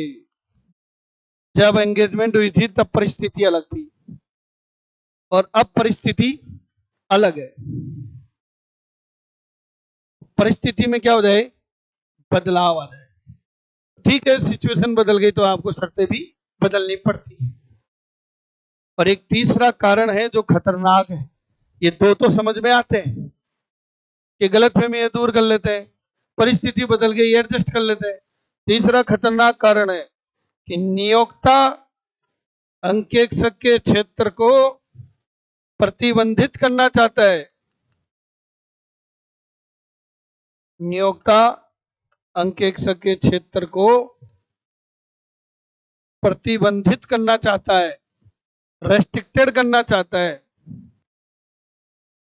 समझ में आ रहा है कि आप ये काम नहीं करोगे, ये नहीं करोगे। ये 3 कारण हैं जिनकी वजह से नियुक्ति की शर्तों में परिवर्तन की रिक्वेस्ट की जाती है। समझ में आ रहा है? आगे बढ़ूं? ऐसे प्रैक्टिकल समझो कि मैं आपके यहाँ ऑडिट करने आया, आपकी बैलेंस शीट में 1.5 करोड़ रुपए का स्टॉक आ रहा है। क्या आ रहा है? मैं ऑडिटर हूं, बताओ क्या करूं? स्टॉक का क्या करूं? मैं कहा चलो जी गोदाम में दिखाओ कहां पड़ा है। इसको कहते हैं भौतिक सत्यापन, फिजिकल वेरिफिकेशन। गिनवाओ। क्लाइंट फड़फड़ाने लग गया, नहीं नहीं नहीं स्टॉक नहीं गिनवाएंगे। मैं क्यों नहीं गिनवाओगे? नहीं ये काम नहीं करना आपको। मैं कहा साहब एंगेजमेंट लेटर में लिखा हुआ है कि मैं कर सकता हूं। बोल वो लेटर वापस लाओ, चेंज करो उसको। तो बताओ मेरे क्षेत्र को वो क्या कर रहा है? सीमित कर रहा है, इसलिए वो बदलना चाह रहा है। समझे कि नहीं? हाँ हाँ बिल्कुल, अगला चाह रहा है ना, मैं थोड़ी चाह रहा हूं। मैं हाँ करूंगा तब होगा ना। मैं तो खाली ये बता रहा हूं कि वो ऐसा क्यों फड़फड़ा रहा है। फड़फड़ाने के कारण बता रहा हूं, एक्सेप्टेंस थोड़ी दे दी। अब बताऊंगा वो तो कि मैं उसकी रिक्वेस्ट एक्सेप्ट कर लूं कि नहीं करूं। नहीं समझे? कहानी सुनो। जब मेरी सगाई हुई थी उससे पहले मैं आपके जैसे स्टूडेंट हुआ करता था। तो मैं दिल्ली पढ़ता था। दिल्ली में हमारे एक सर थे दीपक गुप्ता सर, वो अपने बीबी से बड़े परेशान थे। तो हमें किस्से सुनाया करते थे, कभी तो मुझे घर पे जाके बर्तन धोने हैं, ये है, बड़ा टेंशन में रहते थे। तो मैं उनसे बड़ा प्रभावित हुआ। अब क्या हुआ साहब, तो एक दिन मैं सर से मिला। मैंने कहा सर आपका दुख जान के मैं बड़ा दुख होता है। अरे बेटा क्या करूं, कर्मों के लेख हैं, भोगने पड़ेंगे। पिछले जन्म में मैंने कोई पाप करे थे, आज ये मेरा बदला ले रही है, क्या करें? मैं कहा सर आपकी क्या विचार है? बेटा जिंदगी में कुछ भी करने का, लेकिन शादी नहीं करने का। बोला सिंगल रहो, मस्त रहो। मैं बड़ा प्रभावित हुआ। तो मैंने ठान लिया मैं शादी नहीं करूंगा, बैचलर ही रहेंगे। पर समाज रहने नहीं देता, घर वालों ने सगाई करी। तो मैं उनसे प्रभावित था और एंगेजमेंट लेटर पड़ा हुआ था। तो मैंने नियुक्ति के टाइम सारी शर्तें तय कर ली कि मैं बर्तन नहीं दूंगा, मैं कपड़े नहीं दूंगा, ये सारी बातें तय हो गई। एक्सेप्टेंस सामने वाले ने मालूम क्या कहा मुझे, आप क्यों दोएंगे, मैं हूं ना। और मैंने कहा यार अपनी तो लॉटरी निकल गई, इतनी शरीफ लड़की, ये तो इस धरती की हो ही नहीं सकती, और वो अपने भाग्य में है। मैं खुश। मैं कहा वो सर क्या ही किस्मत खराब थी, अपनी तो सही है। सारी बातें हो गई। शादी के बाद की कहानी सुनो आप।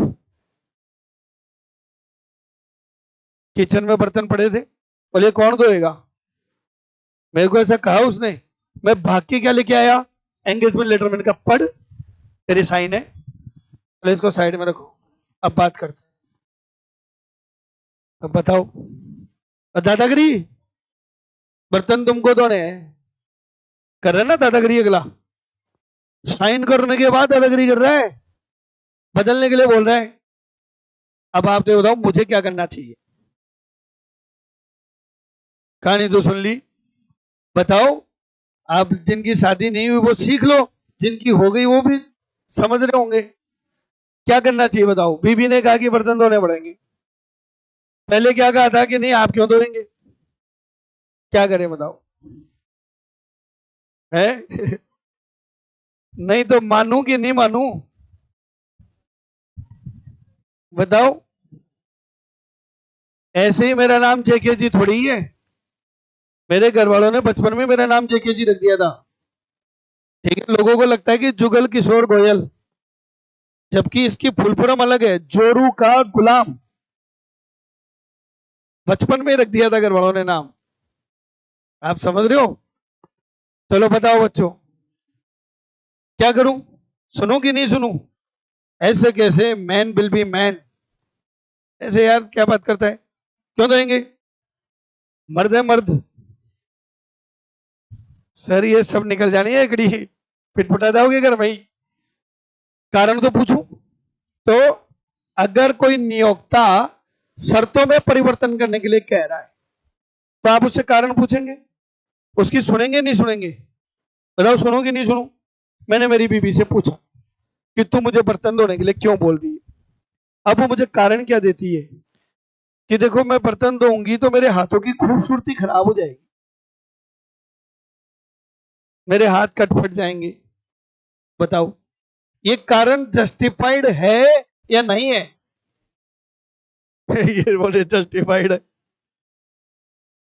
बताओ जस्टिफाइड है या नहीं है? ये जस्टिफाइड कारण नहीं है। लेकिन उसने अगर मुझे ये कारण दिया कि देखो सीए साहब ऐसा है कि मैं बर्तन धोती हूं तो मुझे झुकना पड़ता ही हूं, मेरे बैक पेन होता है और मेरे बैक में बैंड पड़ जाएगा, तुम्हारे करोड़ों रुपए खर्च हो जाएंगे, हॉस्पिटल में तुमको ही ले जाना पड़ेगा। तो मैं कहा ना पगली तू काहे को धोती है, हम धो लेंगे, हमारी तो क्या है रबड़ की है ना, कैसे ही मोल्ड कर लेंगे, तो तेरी को संभाल के रख। अब बताओ कारण क्या था? जस्टिफाइड था। तो आपको जब भी शर्तों में परिवर्तन के लिए कहा जाए तो आपको उसका क्या देखना है? कारण देखना है, औचित्य देखना है, औचित्य देखना है। अगर ये जस्टिफाइड है, औचित्य पूर्ण है, तो आप एक्सेप्ट करें और नया नियुक्ति पत्र लें, रिवाइज। लेकिन अनजस्टिफाइड है, औचित्यपूर्ण नहीं है, सामने वाला टोटल दादागिरी पे आ गया है, आपको दबाने की कोशिश कर रहा है कि आपको काम करना तो करो सीए साहब, मेरी तो यही शर्तें रहेंगी, तो हम भी भैया भूखे नहीं मर रहे हैं। अगर अनजस्टिफाइड है तो मुझे क्या करना चाहिए बताओ? अपनी नियुक्ति वापस ले लेनी चाहिए, एंगेजमेंट को क्या कर ले? विड्रॉल कर ले। कंटिन्यू मत करो, छोड़ दो, छोड़ दो। अगर बीबी इतनी दादागिरी करे तो एक डायलॉग मार दो कि चंद्रमुखी तुम मुझसे दुखी और मैं तुझसे दुखी, ले ले तलाक दोनों सुखी, क्या फायदा गुट गुट के मरने से, छोड़ दो। कम से कम बाकी का तो जियोगे। समझे कि नहीं समझे? ये टेंशन में बताना बेटा, ऐसा नहीं होता है। ये सोचे सर ऐसा भी होता है क्या? ठीक है, हर किसी के साथ नहीं होता। देखो ये जी रही है ना ढंग से, कोई दिक्कत है आपको? आपको थोड़ी होनी है, उनसे पूछो, दिक्कत आपको थोड़ी है। आपके हस्बैंड से पूछो, अब आप पूछोगे तो बताएंगे नहीं, भेजा याद, देखो बेचारे क्या क्या बोलेंगे कि क्या करें सर। समझ में आ रहा है? अच्छा बताओ, नियुक्ति वापस लेना सॉल्यूशन है क्या? समझना भी तो बात है। और कहानी सुनो, मैंने अपनी बीवी को तलाक दे दिया कि मैं बर्तन नहीं दूंगा, तो उसने तलाक ले लिया। अब वो दूसरी शादी कर रही है और किसी और भाई का जीवन खराब करेगी। मेरा दायित्व क्या बनता है कि मैं उसकी शादी में जाऊं और बैंड बजाऊं कि बर्तन धुलवाएगी। मेरी नैतिक जिम्मेदारी है, किसी भाई का जीवन खराब नहीं हो, है कि नहीं है? तो बेटा केवल नियुक्ति वापस लेने से कुछ नहीं होगा, आपको संबंधित प्राधिकरण को, रिलेवेंट अथॉरिटी को, चाहे वो सेबी हो, इनकम टैक्स हो, उनको सूचित करें कि साहब ये कारण है, इस वजह से मैं एंगेजमेंट को विड्रॉल कर रहा हूं। जितने भी रिलेवेंट अथॉरिटी है उनको सूचित कर दें कि ये गड़बड़ है। बोलो समझ में आ रहा है क्या? ये लाइन समझ में आ गई? ये बहुत डेंजरियस मामला है, ऐसे मजाक नहीं हो रहा था कि आपने अपॉइंट कर लिया, दादागिरी शुरू कर दी, मैंने एंगेजमेंट विड्रॉल कर लिया, तुम दूसरे सीए को हायर कर लोगे। ऐसा नहीं है, मैं सब जगह इन्फॉर्म करूंगा, इनकम टैक्स में, सेबी में, साहब इन्होंने मेरे साथ ऐसा किया है, इसे मैंने छोड़ा है। बोलो समझे कि नहीं समझे? यहां तक क्लियर है? ये आपका एक टॉपिक कंप्लीट हुआ है। हमारा स्टार्टिंग चल रहा था अंकेक्षण किसी भी संस्था के वित्तीय सूचनाओं की स्वतंत्र जांच। तो किसी भी संस्था समझ गए। अब हम किसकी तरफ चलते हैं? वित्तीय सूचनाओं की तरफ। ये अभी एबीएसटी के एग्जाम में, कॉलेज लेक्चर का जो एबीएसटी का एग्जाम हुआ था, उसमें क्वेश्चन आया था कि वित्तीय सूचनाओं में क्या शामिल है, यानी कि अंकेक्षण किसका होता है, वित्तीय सूचनाओं का। तो अब वित्तीय सूचनाओं में क्या शामिल है, बताओ। हम बैलेंस शीट की ऑडिट करते हैं कि लाभ हानि खाते की, लाभ हानि खाते की नहीं करते, ऐसा नहीं है, ऐसा नहीं है। हम कंप्लीट ऑडिट करते हैं। किसकी ऑडिट करते हैं हम, वित्तीय सूचनाओं। तो वित्तीय सूचनाओं में क्या क्या शामिल है, बताओ बच्चों।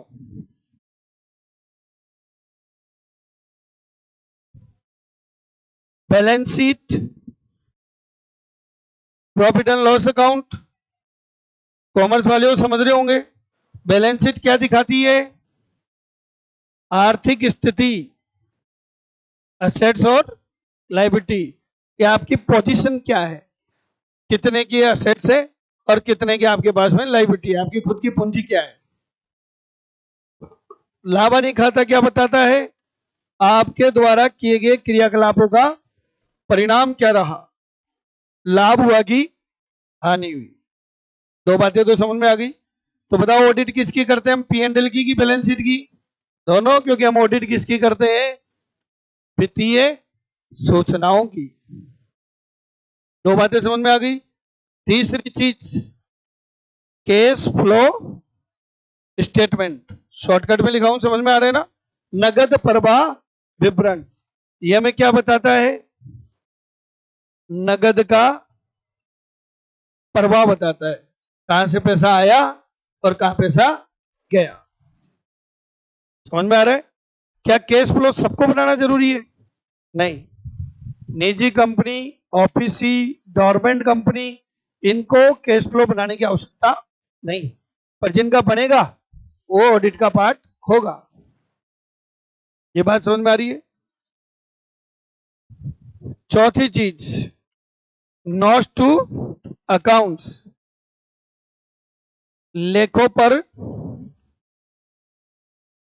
टिप्पणी, नोट्स टू अकाउंट्स, इसमें क्या दिखाई जाती है, लेखांकन नीति, लेखांकन नीति का प्रकटन। अच्छा ये बताओ, नोट्स टू अकाउंट्स की कोई वैल्यू है क्या, ये बच्ची बताएगी। बताओ बेटा, नोट्स टू अकाउंट्स की कोई वैल्यू है, नाम सुना आपने, भाई कॉमर्स वाले हो, सबने सुना ही होगा। क्या होता है नोट्स टू अकाउंट्स और क्या वैल्यू है उसकी, क्या फर्क पड़ता है, कोई फर्क पड़ता है क्या, हाँ बेटा। बैलेंस शीट जो है ना, लाभ हानि खाता, इसके बिना क्या है, अधूरा है। कैसे, कैसे है, मैं आपको मेरी बैलेंस शीट बताता हूं और आपकी क्या राय है जरा बताना। मेरे पास में फिक्स एसेट्स है 3 करोड़ की, क्लियर है। मेरे पास में इन्वेस्टमेंट्स है 2 करोड़ की, और मेरे पास में करंट असेट्स हैं, छुटपुट चीजें 1 करोड़ की। ये टोटल साइड में कितना हो गया, 6 करोड़। इधर लाइबिलिटी साइड में बात करूं, मेरी कैपिटल है 1 करोड़ की, और मेरे ऊपर कर्जे हैं, सिक्योर्ड लोन, बैंक से मैंने कर्जा ले रखा है 5 करोड़ का। 6 करोड़ की बैलेंस शीट मैच, समझ में आ रहा है। 2006 में मैं सीए बना था, 2024 हो गई, मैंने ये करा है मेरे जीवन में। इस बैलेंस शीट को देख के आपके क्या विचार बन रहे हैं, क्या कहना चाहेंगे आप।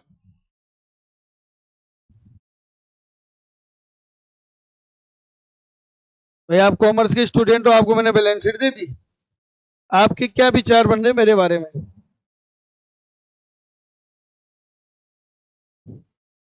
आप बताओ। देखो मन में तो सबके चल ही रही है बात, क्या सोच रहे हो। नहीं वो तो बात की बात है, बैलेंस शीट देख के क्या लग रहा है, वो मतलब कैसा आदमी हूं मैं, स्ट्रांग हूं, क्या हूं, क्या लग रहा है आपको, पोजीशन क्या लग रही है मेरी। आपको मेरी स्थिति के बारे में क्या लग रहा है? खराब है। कर्जे में डूबा हुआ इंसान, 5 करोड़ का कर्जा, और सर 2006 में सी बने, 2024 हो गई। समझ रहा है मेरी बात? कितने साल हो गए? 18 साल। 18 साल में आपने 1 करोड़ रुपए कमाए बस, बाकी तो सब कर्जे की दुकान है। इस बैलेंस शीट को देखिए, कोई भी आदमी यही कहेगा, लेकिन अब मैं इसका मेकअप करता हूं। अब ऐसे बनाऊंगा इसको जैसे दुल्हन आती है ना शादी वाले दिन, कैसी आ जाओ सुंदर लगेगी। क्योंकि ऐसा मेकअप कर देते हैं कि भैंस को भी गाय बना देते हैं। अब इसका मेकअप करता हूं, देखो।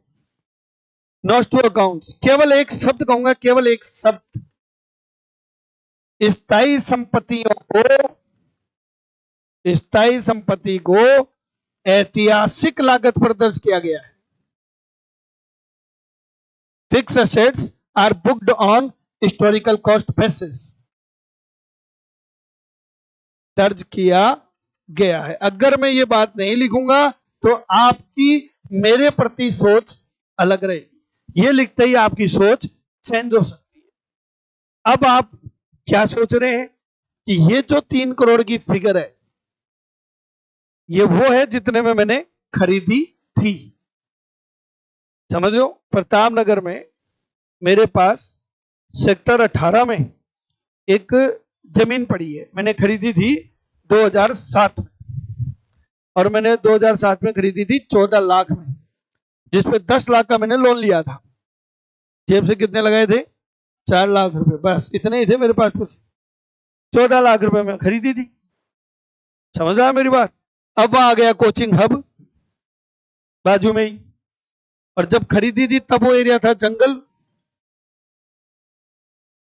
तब वो एरिया पूरा का पूरा क्या था? जंगल था। और आज वहां पे मंगल है। मेरी जमीन के अलावा कोई एरिया खाली नहीं है वहां पे।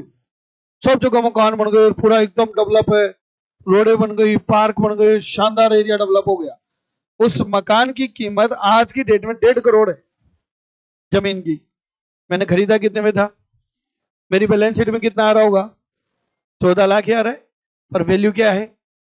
अब इसकी वैल्यूएशन निकालोगे 3 करोड़ वाले की, तो आज की डेट में 20 करोड़ की वैल्यू है। अब निकालो आप, अब निकालो औकात, बताओ चेंज हो गई कि नहीं हुई?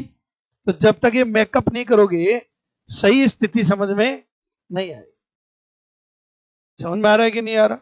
आप लोगों को लगता होगा कि यार मोदी, ये बड़े बड़े लोग हैं, सेलिब्रिटी है, हीरो है, इनका जीवन बड़ा मजेदार है, दिखाने का है।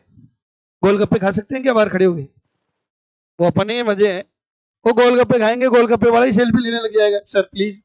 अरे भाई जी लेने दो ना। बेचारे गोलगप्पे खा सकते हैं ना, आइसक्रीम खा सकते हैं, घर से बाहर ही नहीं निकल सकते। निकलते तो लोग घेर लेंगे। जेल में रहते हैं वो रोज। तो बताओ जीवन किसका बढ़िया? अपना बढ़िया है, फ्री। वो तो बेचारे परेशान है अपने जीवन से, 10 दिन ही बढ़िया लगता है वो। तो इसलिए जब तक सारी स्थिति क्लियर नहीं हो, आप बैलेंस शीट समझ नहीं सकते। तो बैलेंस शीट को समझाने के लिए लेखों पर टिप्पणी क्या होती है? Notes to accounts. और ये ध्यान रखना, ये पार्ट है किसका? तो बताओ, क्या हम लेखों पर टिप्पणी की भी ऑडिट करते हैं? क्या लेखांकन नीतियों की भी जांच पड़ताल करते हैं? बिल्कुल करते हैं। अगर एग्जाम में क्वेश्चन आ जाए कि अंकेक्षण किसका किया जाता है, ऑप्शन ए केवल बैलेंस शीट का, ऑप्शन बी केवल लाभ हानि खाते का, ऑप्शन सी बैलेंस शीट और लाभ हानि खाते का, और ऑप्शन डी वित्तीय सूचनाओं का, तो आंसर क्या दोगे? क्योंकि वित्तीय सूचनाओं में balance sheet, P and L, cash flow statement और नोट्स टू अकाउंट सब शामिल है। बोलो समझ में आ रही बात? और एक आखिरी चीज जो केवल कंपनी के केस में है, statement of change in equity. Statement of change in equity, समता अंशों में परिवर्तन के विवरण। समता अंशों में परिवर्तन का विवरण।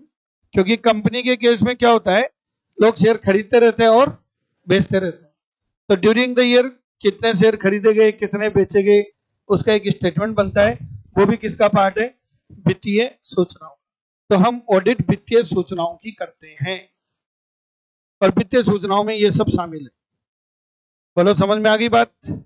आगे बढ़ूं तो अंकेक्षण क्या है? किसी भी संस्था के वित्तीय सूचनाओं की क्या कहूं, बताओ आगे? स्वतंत्र जांच है। नेक्स्ट टॉपिक अपना क्या शुरू होता है यहां पे? स्वतंत्र जांच। स्वतंत्रता क्या है? ये एक बड़ा टॉपिक है, बहुत डिटेल में पढ़ेंगे अपन। स्वतंत्रता क्या है बताओ बच्चों? स्वतंत्रता किसको कहते हैं?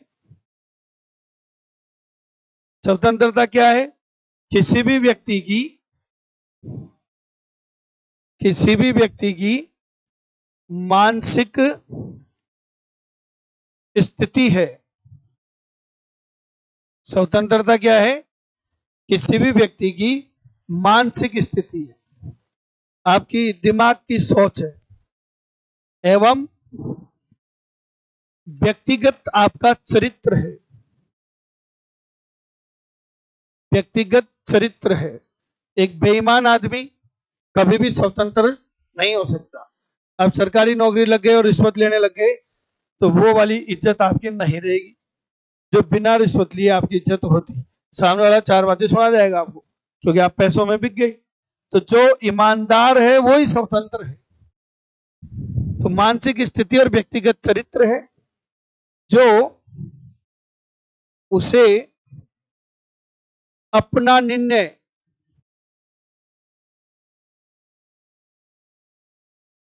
पक्षपात रहित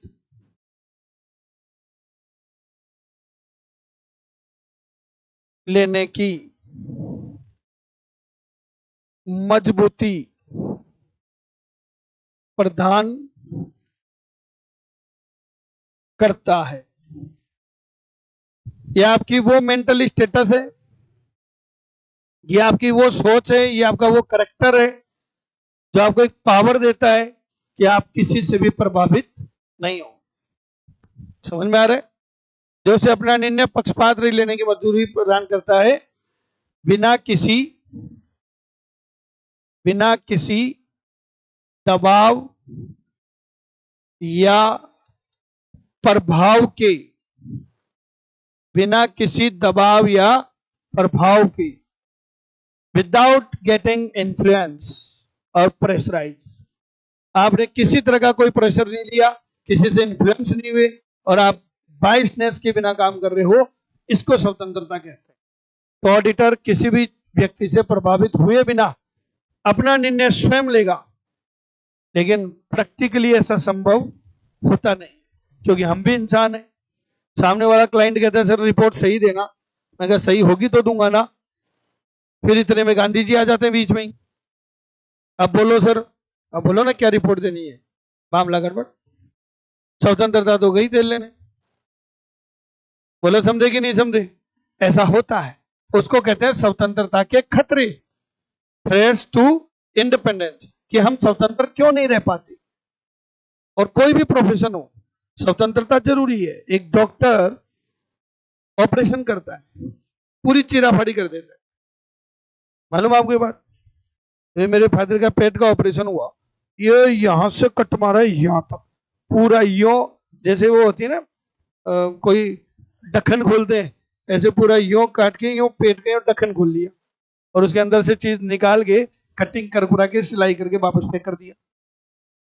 और डॉक्टर मजे से कर रहा है, बातें कर रहे हैं, मोबाइल पे हाय हेलो कर रहे हैं, कोई फर्क नहीं है। और ऑपरेशन कर गुरा के हाथ धो के खाना खाने बैठ गए वही।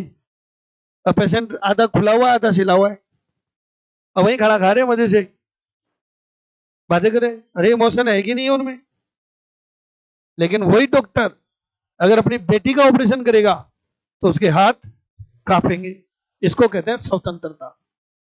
और स्वतंत्रता होनी चाहिए, और प्रत्येक प्रोफेशन में होनी चाहिए। उसके बिना इस प्रोफेशन की कोई वैल्यू नहीं है। हाँ, लेकिन के मायने अलग अलग है। एथिक्स के मायने अलग अलग है। क्या एथिक्स है क्या एथिक्स नहीं है, इसके मायने अलग अलग है। फॉर एग्जाम्पल 3 उदाहरण सुनाता हूं। एक डॉक्टर के पास एक मरीज आया, उसके ब्लड कैंसर था और डॉक्टर ने पूरा मुआयना किया। डॉक्टर के समझ में आ गई कि 2 महीने का मेहमान है, इसकी टिकट आ गई। डॉक्टर ने उसको बात बताई नहीं और उसको दवा दे दी। उसको ये नहीं बताया तू 2 महीने का मेहमान, और दवा दे दी कि जा दवा ले ले ठीक हो जाएगा। बताओ ये एथिकल है कि अनएथिकल? डॉक्टर ने जो किया वो एथिकल है या अनएथिकल? ये एथिकल है। डॉक्टर के फील्ड में ये एथिकल है, क्योंकि वो बताता तो वो 2 महीने से भी पहले निकलता। उसने पेशेंट के हित में किया, ये एथिकल है। दूसरी कहानी सुनो। एक वकील, उसके पास एक मर्डरर आया, उसने अपनी बीबी का मर्डर कर दिया था। कुछ कहासुनी हो गई तो पहली बार ही उसने हाथ उठाया, रेक में खेल गई वो तो मर गई। थप्पड़ मार दिए हो तो वो घूम के गिरी, सीढ़ियों पे गिरी, मर गई। अब उसने वकील को सारी बात बता दी कि साहब मेरे से मर्डर हो गया, मेरी बीबी मर गई। और ऐसे ऐसे लगा। बोले कहाँ कैसे चोट लगी? वो साहब मैंने थप्पड़ मारी, वो गिर गई, पीछे सीढ़ियों से यहाँ लगी, उसके यहाँ से खून बह गया तो मर गई। बोला अब देख मैं बताऊं वैसे करना, कोर्ट में मत बोलना। कोर्ट में बोलना साहब ये सीढ़ियां उतर रही थी, पैर स्लिप हो गया, गिर गई और खून स्लिप हो गया, खून ज्यादा बह गया, मर गई। हाँ ठीक है साहब ऐसे बोलूंगा। वकील ने सारे सबूत उठाए और उसको निर्दोष साबित करा दिया। जज के सामने झूठ पाखंड कर कुरा के निर्दोष साबित कर दिया। बताओ एथिकल है क्या अनएथिकल? तो वकील लोग ऐसे ही तो करते हैं। एथिकल है क्या अनएथिकल? एथिकल है, बिल्कुल एथिकल है। विभीषण से ज्यादा हमेशा कुंभकर्ण एथिकल था, क्योंकि उसको मालूम था। उसने भाई को समझाया कि तू नारायण से लड़ रहा है, तू मरेगा। तो रावण ने कहा ज्ञान मत दे, तू मेरा साथ दे रहा है कि नहीं दे रहा? बोला आपके लिए जान दूंगा। भाई का साथ दिया, विभीषण के जैसे भाग नहीं गया। इसलिए आज भी कहावत बनती है कि घर का बेटी लंका डाए। विभीषण के लिए यही है। कुंभकर्ण के लिए सुना है आज तक? कुंभकर्ण एथिकल था। महाभारत का युद्ध हुआ, गुरु द्रोण, पितामह सब भगवान के अगेंस्ट लड़े, सब अपनी नीति पे थे। एथिक्स की लैंग्वेज अलग है ना। अब सीए की बात करते हैं। एक सीए ऑडिट करने गया, वहां क्लाइंट के यहाँ पे फ्रॉड मिले तो वो चुपचाप उसको सेट करके आ गया, किसी को नहीं बताया, गवर्नमेंट को किसी को इन्फॉर्म नहीं किया। बताओ एथिकल क्या अनएथिकल? अनएथिकल। हमारा फील्ड ये है।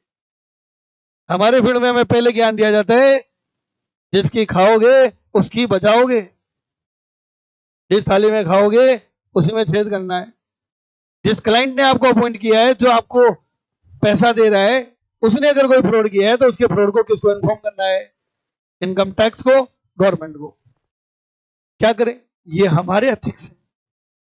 तो अलग अलग फील्ड की अलग अलग एथिक्स है। इसलिए हमारे इंस्टीट्यूट ने कहा कि हमें कैसा व्यक्ति होना चाहिए? स्वतंत्र व्यक्ति होना चाहिए। और स्वतंत्रता 2 प्रकार की होती है, एक मस्तिष्क की और एक प्रकटन की। होने से कुछ नहीं होता, लोगों को महसूस भी होना चाहिए। नहीं समझे? लोगों को महसूस भी होना चाहिए कि सामने वाला क्या है, स्वतंत्र। ये अपन कल कंटिन्यू करेंगे, आज इतना ही करते हैं। ठीक है।